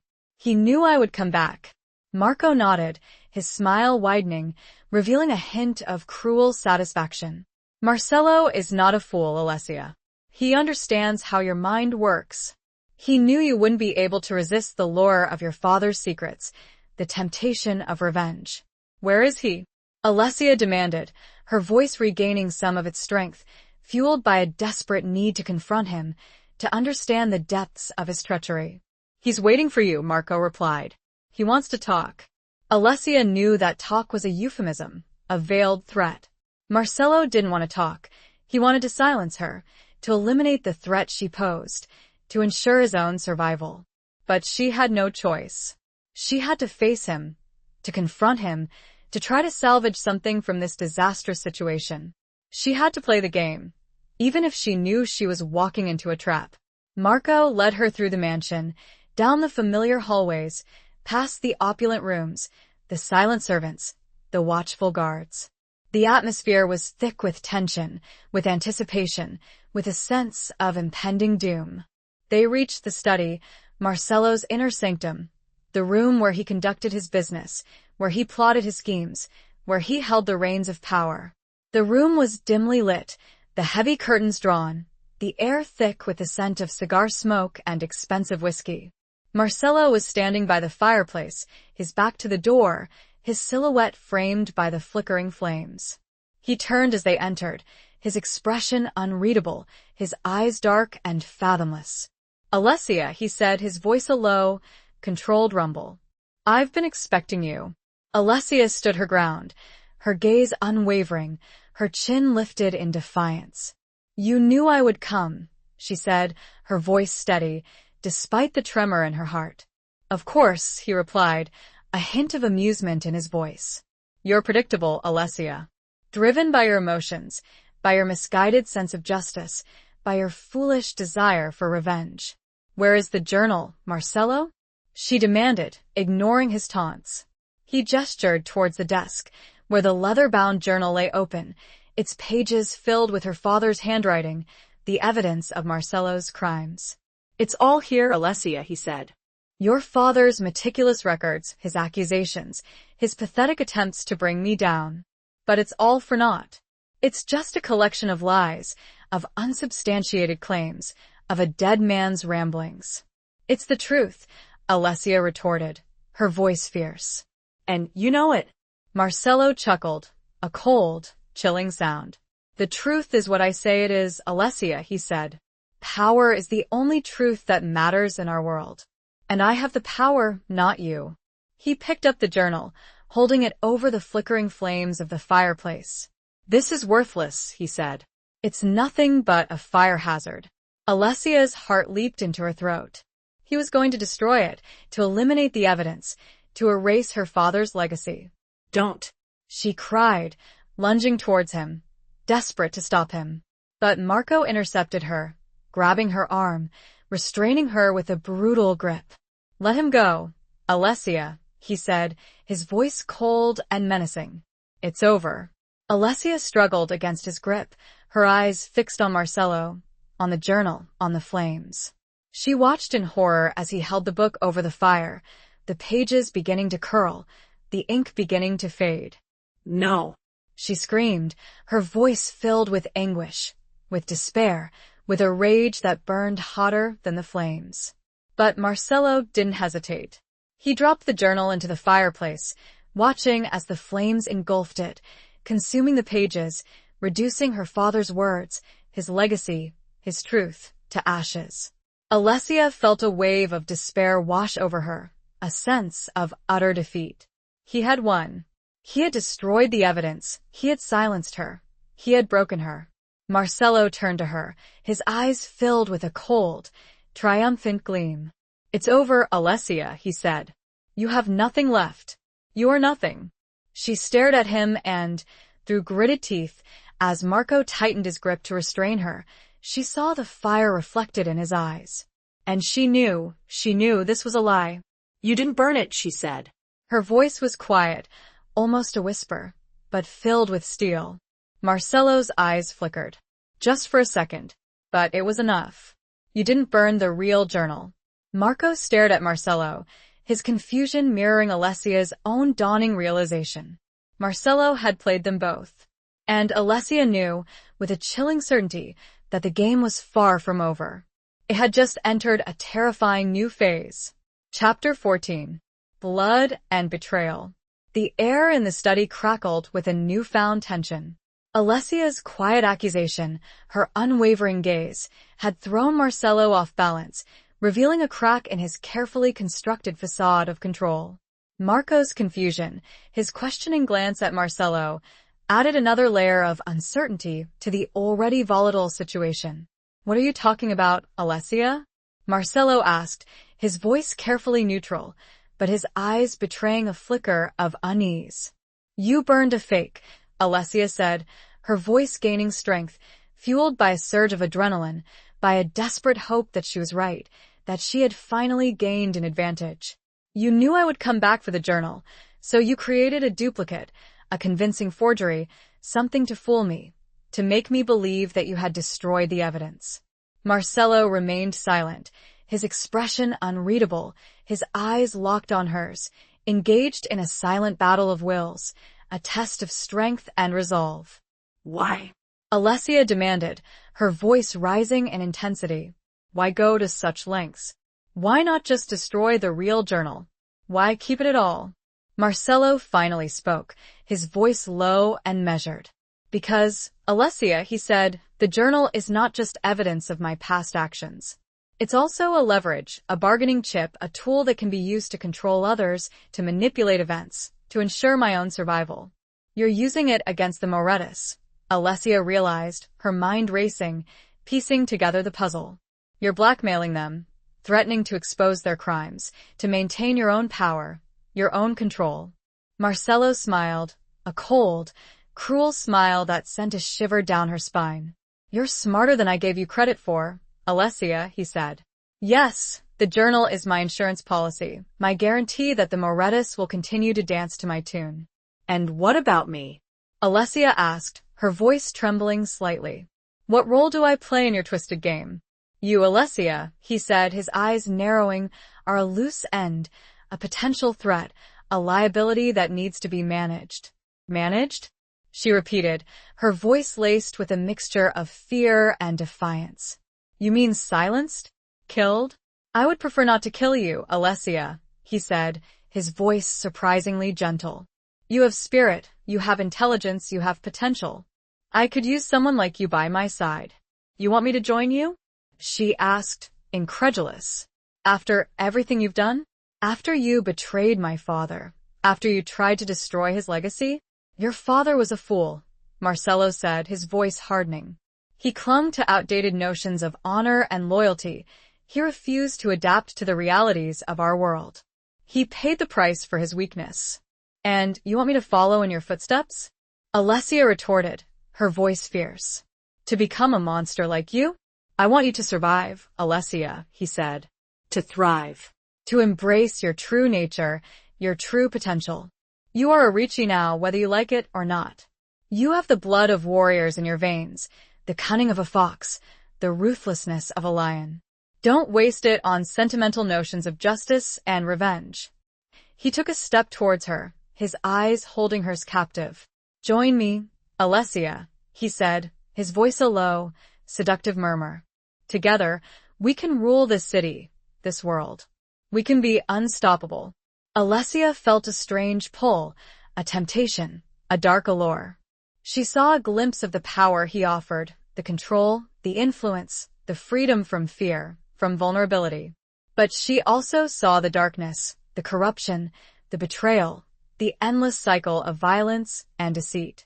She saw the ghost of her father, his disappointed eyes, his silent plea for her to choose a different path. "Never," she said, her voice clear and resolute.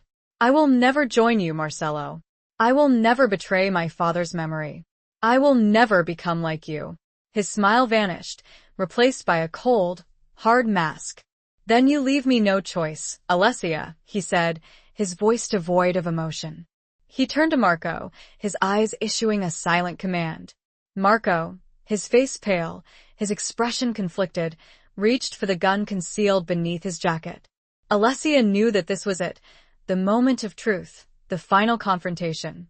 She was trapped, unarmed, facing a man who had no qualms about killing her, a man who had betrayed her father, a man who represented everything she despised. But she was not afraid. She was a DeSantis, and she would not go down without a fight. She would face her death with courage, with defiance, with an unwavering commitment to her principles. As Marco raised the gun, pointing it at Alessia, she closed her eyes, bracing herself for the inevitable. But the shot never came. Instead, she heard a gasp, a thud, and a sickening silence. She opened her eyes, her heart pounding, her mind reeling. Marco was lying on the floor, a pool of blood spreading beneath him, his eyes wide and vacant. Standing over him, a smoking gun in his hand, was Giovanni Rossi. Rossi looked at Alessia, his expression grim, his eyes filled with a mixture of relief and regret. I'm sorry, Signora Elena, he said, his voice low and steady. But I couldn't let him kill you. Alessia looked from Marco, to Rossi, to Marcello. Marcello's face was a mask of pure, unadulterated rage. This was not how it was supposed to go. Yui started to speak, but his voice was choked. Rossi hadn't just saved Alessia. He'd ruined everything. And now, Alessia knew, the real war was about to begin. Chapter 15. A flicker of hope. The scene in the study was a tableau of chaos and violence. Marco's lifeless body lay on the floor, a stark reminder of the brutal reality of their world. Rossi stood over him, the gun still smoking, his face a mask of grim determination. Marcello, his composure shattered, his eyes blazing with fury, looked like a caged animal, desperate and dangerous. Alessia, still reeling from the shock of Marco's sudden death, felt a surge of gratitude towards Rossi, a profound sense of relief that she had been spared, that she had been given another chance. But she also knew that this was just the beginning, that the situation had escalated dramatically, that they were now in even greater danger. You shouldn't have done that, Rossi, Marcello said, his voice a low, menacing growl. You've just signed your own death warrant. I did what I had to do, Rossi replied, his voice steady, his gaze unwavering. I won't let you kill her, Marcello. I won't let you get away with your crimes. You think you can stop me? Marcello scoffed, his voice laced with arrogance. You're just a journalist, a pathetic scribbler. You have no power, no influence, no understanding of our world. I may not have your power, Marcello, Rossi said, but I have the truth. And the truth is a powerful weapon, a weapon that can expose you, that can bring you down, that can destroy everything you've built. The truth? Marcello laughed, a harsh, cynical sound. The truth is what I say it is. I control the narrative, I control the media, I control the authorities. You have nothing. I have Alessia, Rossi said, gesturing towards her. And she has the journal, the real journal, the evidence of your crimes, the proof of your betrayal. Marcello's eyes narrowed, his gaze shifting to Alessia, his expression a mixture of anger and suspicion. You lied to me, he said, his voice a low, dangerous whisper. You said you didn't know where it was. I did, Alessia admitted, her voice gaining strength, fueled by a newfound sense of hope. I had to protect it, to keep it safe, to make sure that you wouldn't destroy it. Where is it? Marcello demanded, his voice rising in intensity. It's safe, Alessia replied, her gaze unwavering. And it will be used to expose you, Marcello. To bring you to justice. To avenge my father's death. Marcello took a step towards her, his eyes filled with a murderous intent. But Rossi stepped in front of him, blocking his path, the gun still pointed at him. Don't even think about it, Marcello, Rossi warned, his voice cold and hard. I won't hesitate to shoot you. I've killed one man tonight. I won't hesitate to kill another. Marcello hesitated, his eyes flickering between Rossi and Alessia, calculating his options, assessing the risks. He knew that Rossi was serious, that he was willing to die to protect Alessia, to protect the truth. He also knew that the situation had spiraled out of control, that he had lost the advantage, that he was now on the defensive. He had underestimated Alessia, he had underestimated Rossi, he had underestimated the power of the truth. "This isn't over," Marcello said, his voice filled with a chilling promise of retribution. "I will find you, Alessia. I will find the journal. And I will make you pay for your defiance." He turned and stormed out of the study, leaving Alessia and Rossi alone with the lifeless body of Marco, the silence heavy with the weight of unspoken threats, of impending danger, of a war that had just begun. Rossi lowered the gun, his hand trembling slightly. He looked at Alessia, his expression a mixture of relief and concern. "Are you all right, Signora Elena?" he asked, his voice filled with genuine care. "I'm shaken," Alessia admitted, her voice trembling slightly. "But I'm alive. Thanks to you." "We need to get out of here," Rossi said, his voice urgent. "Now." "Before he comes back with reinforcements." They left the mansion, slipping out through a back entrance, avoiding the guards, the servants, the watchful eyes of the Ricci family. They drove away in Rossi's car, leaving behind the opulent prison, the scene of betrayal and violence, the symbol of Marcello's crumbling empire. As they drove, Alessia felt a flicker of hope, a spark of optimism.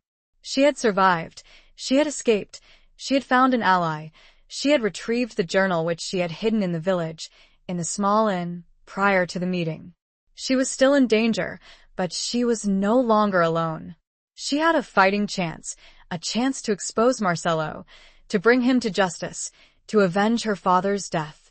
She glanced at Rossi, a question burning in her mind. "How did you know?" she asked. "How did you know to be there?" Rossi smiled, a weary, knowing smile. "Your father," he said. "He contacted me years ago. He knew he was in danger. He gave me information. In case something happened to him." Alessia's eyes widened. Her father. He had prepared even for this. "He told me," Rossi continued, "to watch out for you. To protect you. If I could." Alessia felt tears welling up in her eyes. Her father's love, his foresight, had reached out from beyond the grave to save her. And now, armed with the truth, with a newfound ally, and with her father's legacy as her shield, she was ready to face the storm, to fight the battle, to win the war. The flicker of hope had ignited into a flame. Chapter 16. The Unmasking.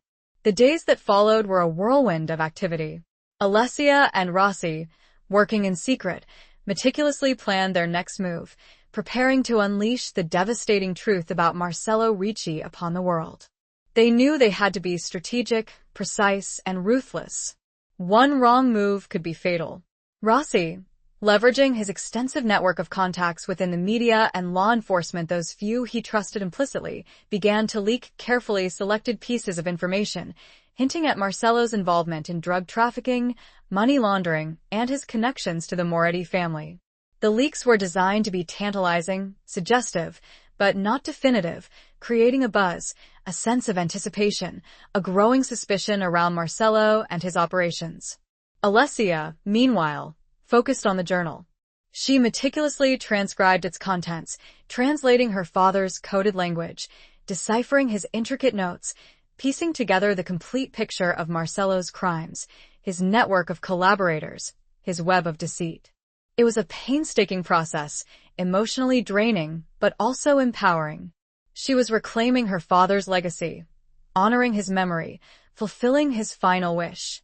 She also discovered something unexpected within the journal's pages. Tucked between the accounts of financial transactions and clandestine meetings, she found a series of letters, personal letters, written by her father to her mother, who had died when Alessia was very young. The letters revealed a side of her father she had never known, a side that was vulnerable, loving, deeply regretful of the life he had chosen, the world he had been born into. He wrote about his longing for a different kind of life, a life of peace, of happiness, of simple pleasures. He wrote about his love for Alessia, his hope that she would escape the darkness, that she would find a way to live a life free from fear and violence. My dearest Isabella, one letter read, I dream of a day when our daughter will not have to carry the burden of our family's name, when she will be free to choose her own path, to love freely, to live without fear. I pray that she will find a happiness that has eluded me, a peace that I have never known. Alessia's heart ached as she read her father's words. She realized that he had not been the cold, distant figure she had sometimes perceived him to be. He had been a man trapped by his circumstances, burdened by his legacy, yearning for a different kind of life, a life he had never been able to achieve. This discovery strengthened her resolve, fueled her determination to expose Marcello, to bring him to justice, not just for her father's death, but for all the lives he had ruined, for all the suffering he had caused. As the media frenzy around Marcello intensified, Rossi arranged a meeting with a trusted contact within the Italian parliament, a senator known for his anti-mafia stance, a man of integrity and courage, a man who could potentially provide them with protection and support. The meeting took place in a secure location, a hidden room in a historic building in the heart of Rome. The senator, a tall, imposing figure with a stern face and piercing eyes, listened intently as Alessia and Rossi presented their evidence, the transcribed journal, the leaked information, the growing public outcry against Marcello Ricci. The senator was initially skeptical, cautious, aware of the power and influence of the Ricci family.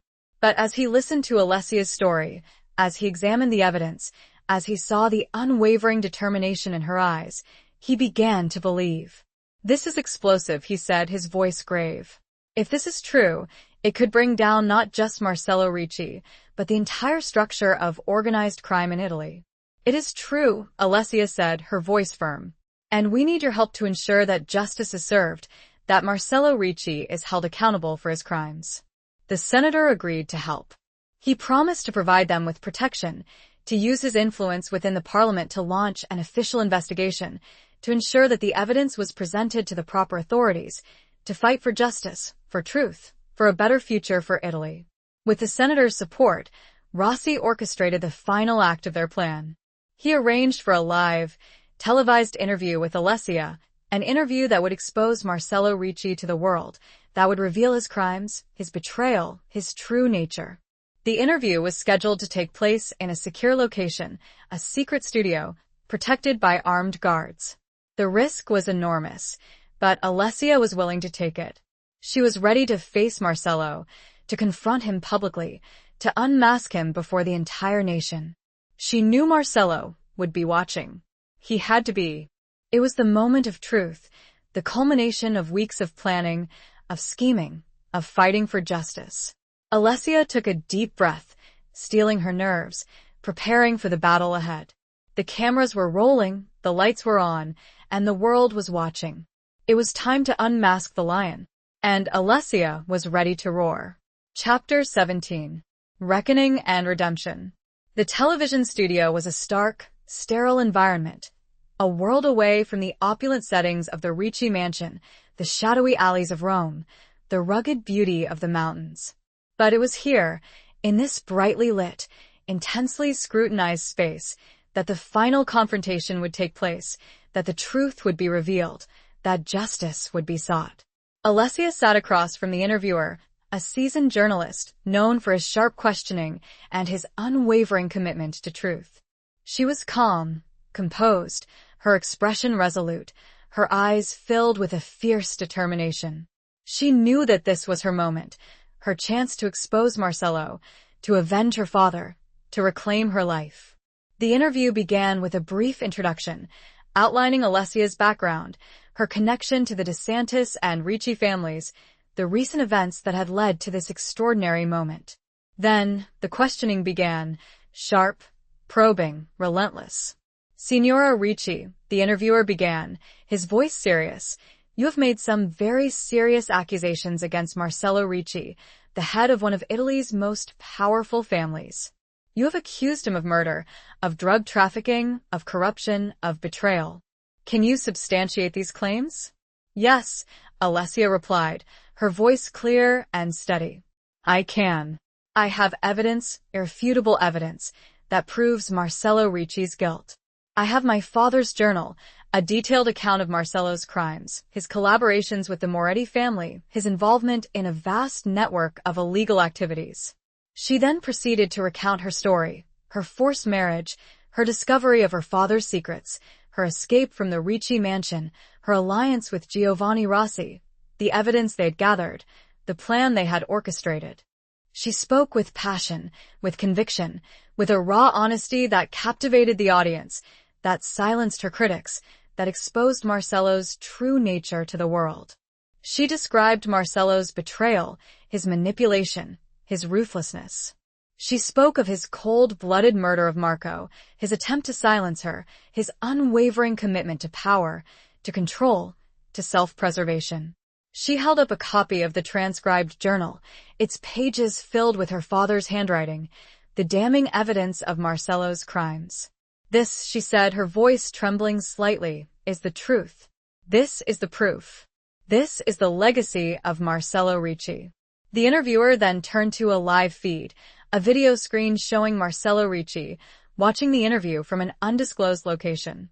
His face was a mask of fury, his eyes blazing with hatred, his body tense with suppressed rage. "Signor Ricci," the interviewer said, "you have heard the accusations made by Signora Ricci. Do you have any response?" Marcello remained silent for a moment, his gaze locked on Alessia, his expression unreadable. Then he spoke, his voice a low, menacing growl. "She's lying," he said, his voice filled with contempt. "She's a desperate woman, a scorned wife, seeking revenge for her own failures, for her own inadequacies." "I am not lying," Alessia retorted, her voice fierce. "I am telling the truth. And the truth will prevail, Marcello. You cannot silence it, you cannot suppress it, you cannot escape it. You think you can defeat me?" He scoffed, his voice laced with arrogance. "You think you can bring me down? You are nothing, Alessia. You are just a pawn in a game you don't understand." "I may have been a pawn once, Marcello," she replied, her voice rising in intensity. "But I am no longer. I am a player now, and I am playing to win. I am playing for justice, for truth, for the memory of my father." The exchange continued, a fierce battle of words, a clash of wills, a confrontation between truth and lies, between justice and corruption, between a woman seeking redemption and a man clinging to power. As the interview reached its climax, Alessia revealed one final piece of evidence, a piece of evidence that she had kept secret, a piece of evidence that would deliver the final blow. She produced a small, antique locket, a locket that had belonged to her mother, a locket that her father had always worn, a locket that contained a tiny, hidden microphone. "This locket," she said, her voice trembling with emotion, "recorded a conversation between my father and Marcello, a conversation that took place just hours before my father's death. A conversation in which Marcello admitted his betrayal, his involvement with the Morettis, his plan to kill my father." She played the recording, the voices of her father and Marcello, clear and distinct, echoing through the studio, filling the airwaves, reaching millions of viewers across Italy. Marcello's voice, cold and calculating, admitting his guilt, confirming his treachery, sealing his fate. The effect was immediate, electrifying. The studio audience gasped. The interviewer was speechless. The nation was stunned. Marcello Ricci, the powerful, untouchable mafia boss, had been exposed, unmasked, brought down by the woman he had tried to control, to silence, to destroy. The interview ended abruptly, the screen showing Marcello's face going blank, his connection severed.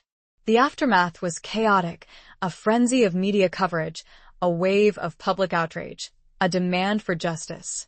Alessia, exhausted but triumphant, felt a sense of closure, a sense of peace. She had done it. She had exposed Marcello. She had avenged her father. She had reclaimed her life. The reckoning had come, and Marcello Ricci had been found wanting. But Alessia knew that her journey was far from over. The fight for justice, for truth, for a better world, would continue. But now, she was no longer alone. She had allies, she had support, she had hope.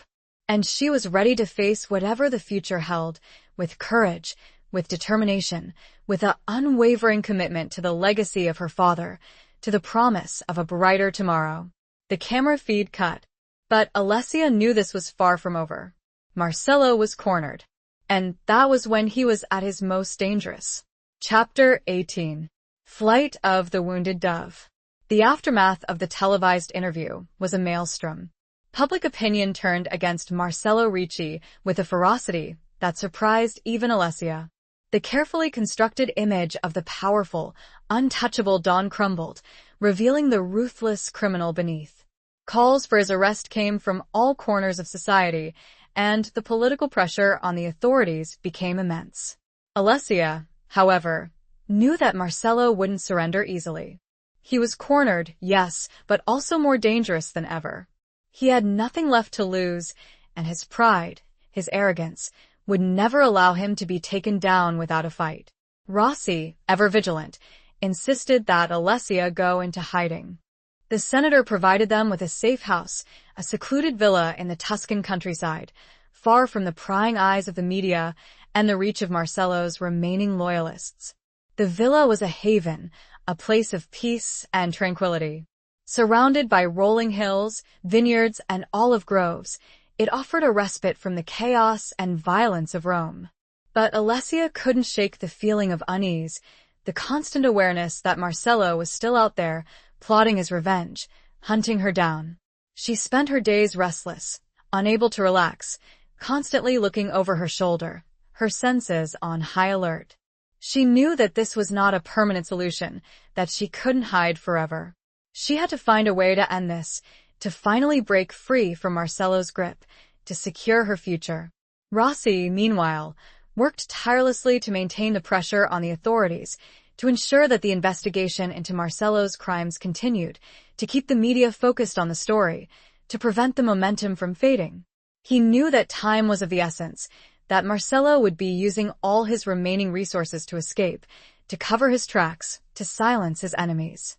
One evening, as Alessia sat on the terrace, watching the sunset paint the Tuscan hills in shades of orange and purple, she received a message, a cryptic text from an unknown number. "He knows where you are. Leave immediately."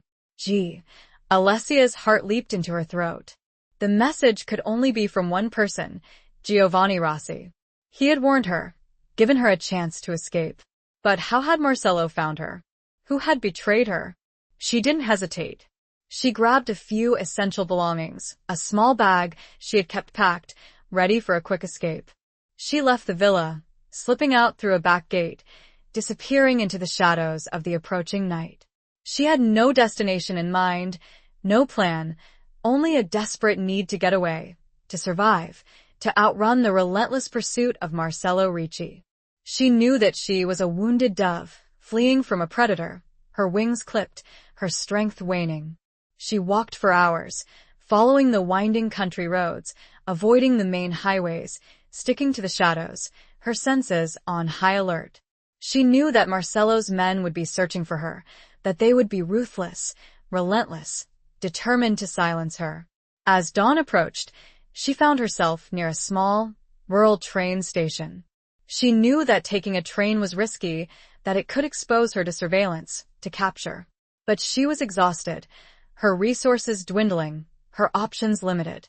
She bought a ticket to a distant city, a city she had never been to, a city where she hoped to disappear, to blend in, to find a way to start a new life.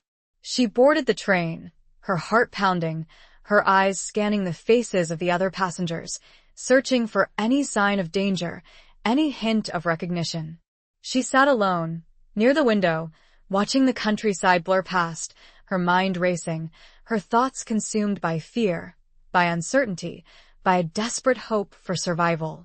As the train pulled out of the station, she saw a figure standing on the platform, a tall, imposing figure, his face obscured by the shadows, his eyes fixed on her, his expression unreadable. It was Marcello. He had found her. He had tracked her down, despite her efforts to escape, to hide, to disappear.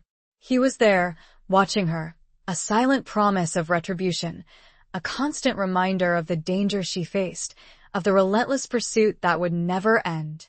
The train sped up, leaving the station, and Marcello behind. But Alessia knew. This was no escape. This was just a temporary reprieve. He would find her. Again. And she had nowhere left to run. Chapter 19. Embracing the storm. The train journey was a torment. Alessia sat rigidly, her eyes fixed on the passing landscape, but her mind was consumed by the image of Marcello on the platform, his silent, menacing presence a constant reminder of the danger she faced. She knew he wouldn't give up, that he would use all his resources, all his connections, all his ruthlessness to track her down. She tried to formulate a plan, to think of a way to escape his grasp, to find a safe haven, to secure her future. But her mind was a blank, her thoughts scattered, her options limited. She was a fugitive, hunted by one of the most powerful men in Italy, with nowhere to turn, no one to trust. As the train approached her destination, a large, bustling city in the south of Italy, Alessia felt a growing sense of despair. She knew that she couldn't simply disappear, that Marcello's reach extended far and wide, that he would eventually find her, no matter where she went. She decided to change her strategy. Running was no longer an option. Hiding was futile. She had to confront him, to face him, to end this once and for all. She had to embrace the storm, to fight back, to use her wits, her courage, her determination, to defeat him. She disembarked the train, blending in with the crowd of passengers, her eyes scanning the faces around her, searching for any sign of Marcello's men, any hint of surveillance. She knew that he would be watching for her, that he would have people waiting for her, that he would be anticipating her every move. She found a cheap hotel, a nondescript establishment in a busy part of the city, a place where she could blend in, where she could remain anonymous, where she could plan her next move. She spent the evening in her room, reviewing her options, considering her strategies, preparing for the inevitable confrontation. She knew that she couldn't rely on anyone else, that she had to do this alone, that she had to face Marcello on her own terms. She decided to use the one advantage she still possessed, the journal.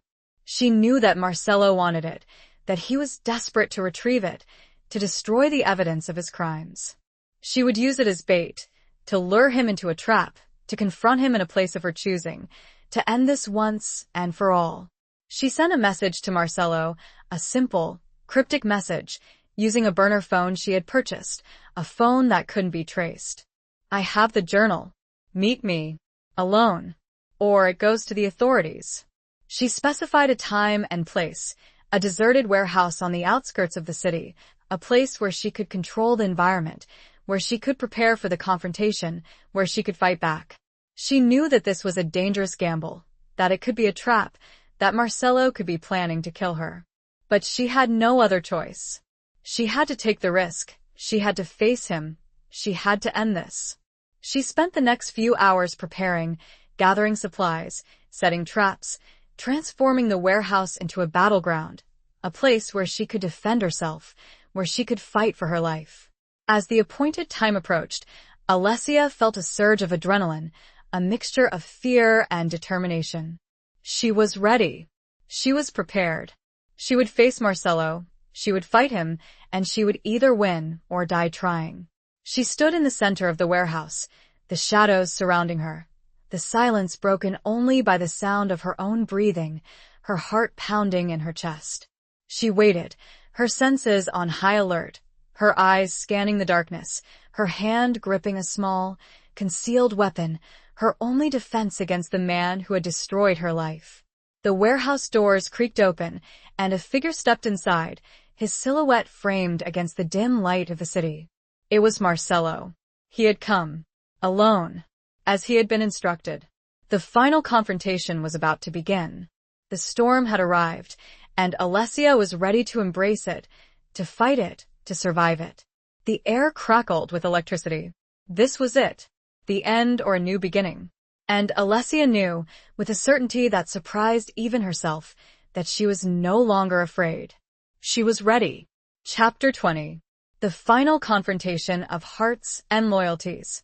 Marcelo stepped into the warehouse, his eyes adjusting to the dim light, his gaze sweeping across the vast, empty space, searching for Alessia.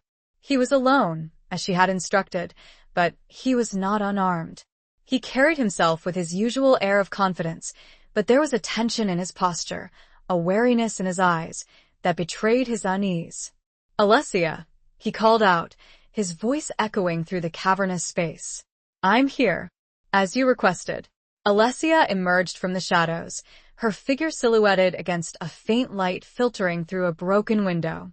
She held herself with a newfound strength, a quiet determination that radiated from her like a palpable force.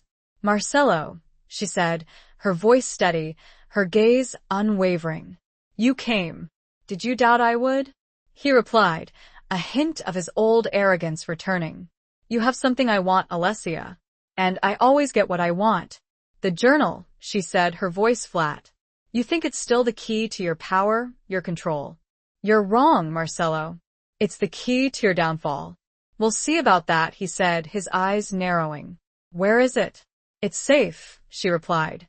"And it will remain safe until I'm satisfied that you're no longer a threat." "You think you can bargain with me, Alessia?" He scoffed. "You think you have any leverage? You're alone, unarmed, facing a man who has nothing left to lose." "I'm not alone, Marcelo," she said, her voice gaining strength. "I have the truth on my side. And the truth is a powerful weapon, a weapon you can't fight." "The truth?" He laughed, a harsh, cynical sound. "The truth is what I say it is. I control the narrative, I control the media, I control the authorities. You have nothing." "You used to," Alessia corrected him, her voice firm. "But not anymore. Your empire is crumbling, Marcelo. Your power is fading. Your lies have been exposed. You're finished." He took a step towards her, his eyes filled with a dangerous glint. "You're delusional, Alessia," he said, his voice a low, menacing growl. "You think you can defeat me? You think you can escape me? You're wrong. I will find you. I will silence you. I will destroy you. You can try," she said, her voice unwavering. "But you won't succeed. I'm not the same woman you married, Marcelo. I'm not afraid of you anymore. I'm stronger than you think, and I'm prepared to fight." He lunged at her, his hand reaching for her throat, his intention clear. To silence her, to end this once and for all. But Alessia was ready. She sidestepped his attack, her movements swift and agile, her reflexes honed by weeks of fear, of survival, of preparation. She pulled out the small weapon she had concealed, a stun gun Rossi had provided her, and pressed it against Marcelo's side. A jolt of electricity surged through his body, his muscles convulsing, his eyes widening in shock and pain.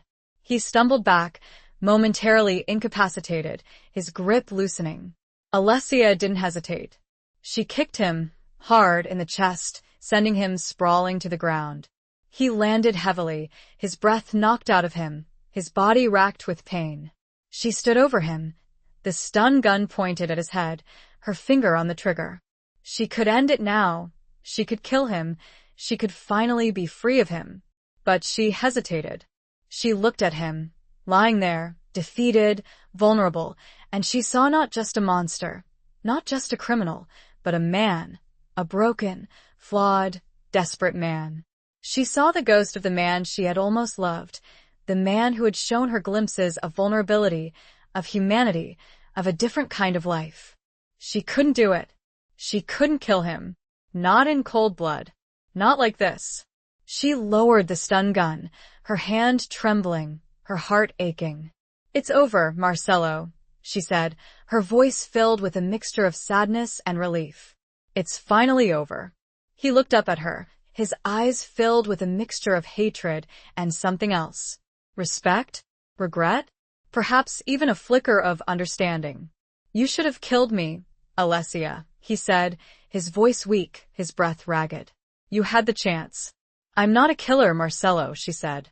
"I'm not like you." She turned and walked away, leaving him lying there, defeated, broken, alone.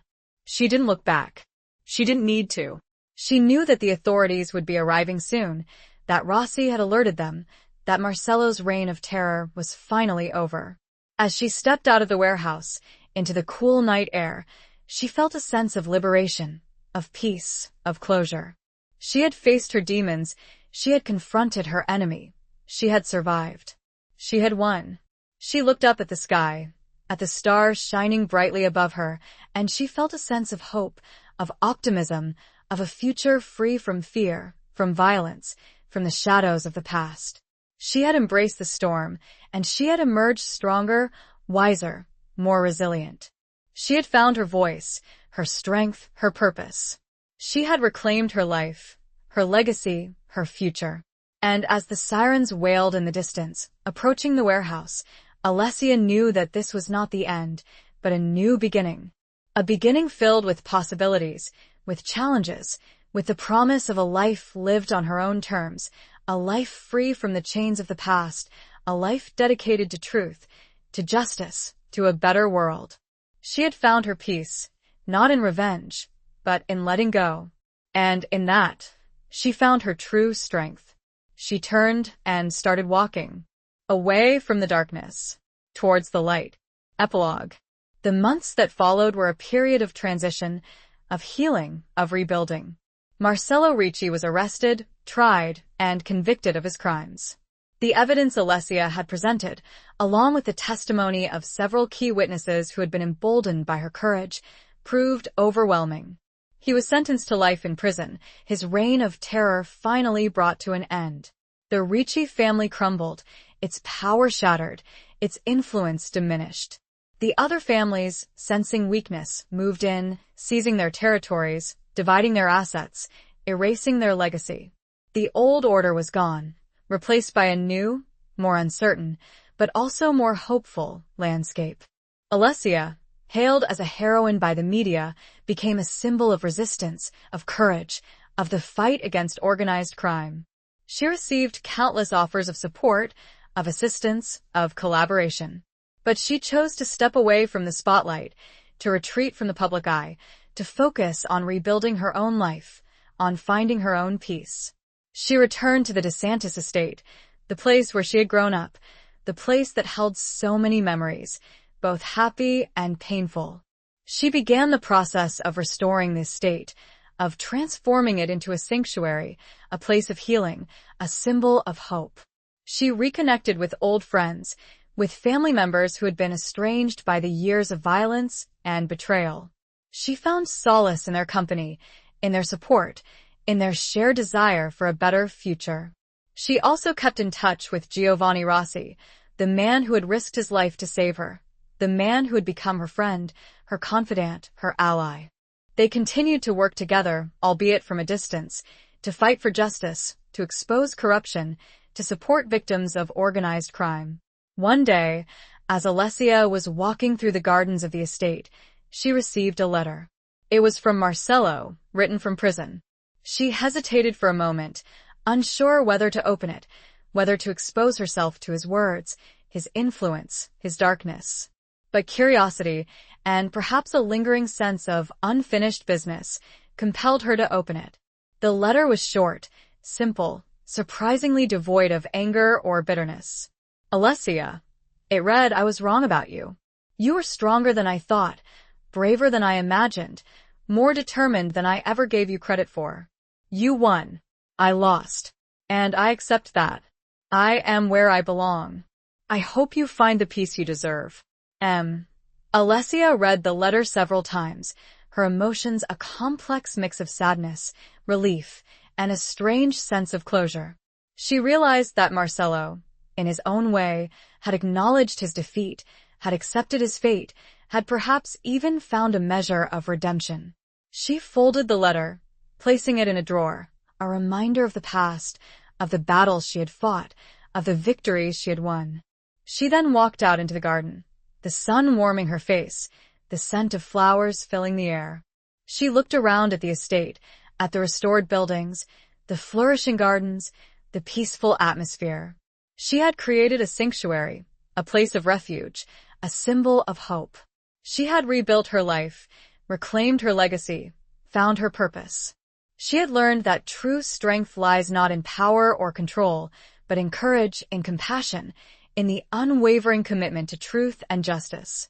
She had learned that forgiveness is not weakness, but a path to healing, to liberation, to peace.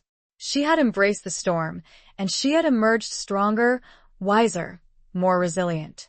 She had found her own way, her own path, her own future.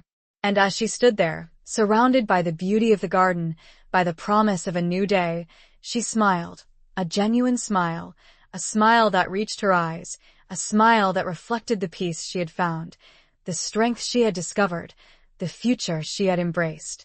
She was finally free, truly, deeply free, and the world, for the first time in a long time, felt full of light.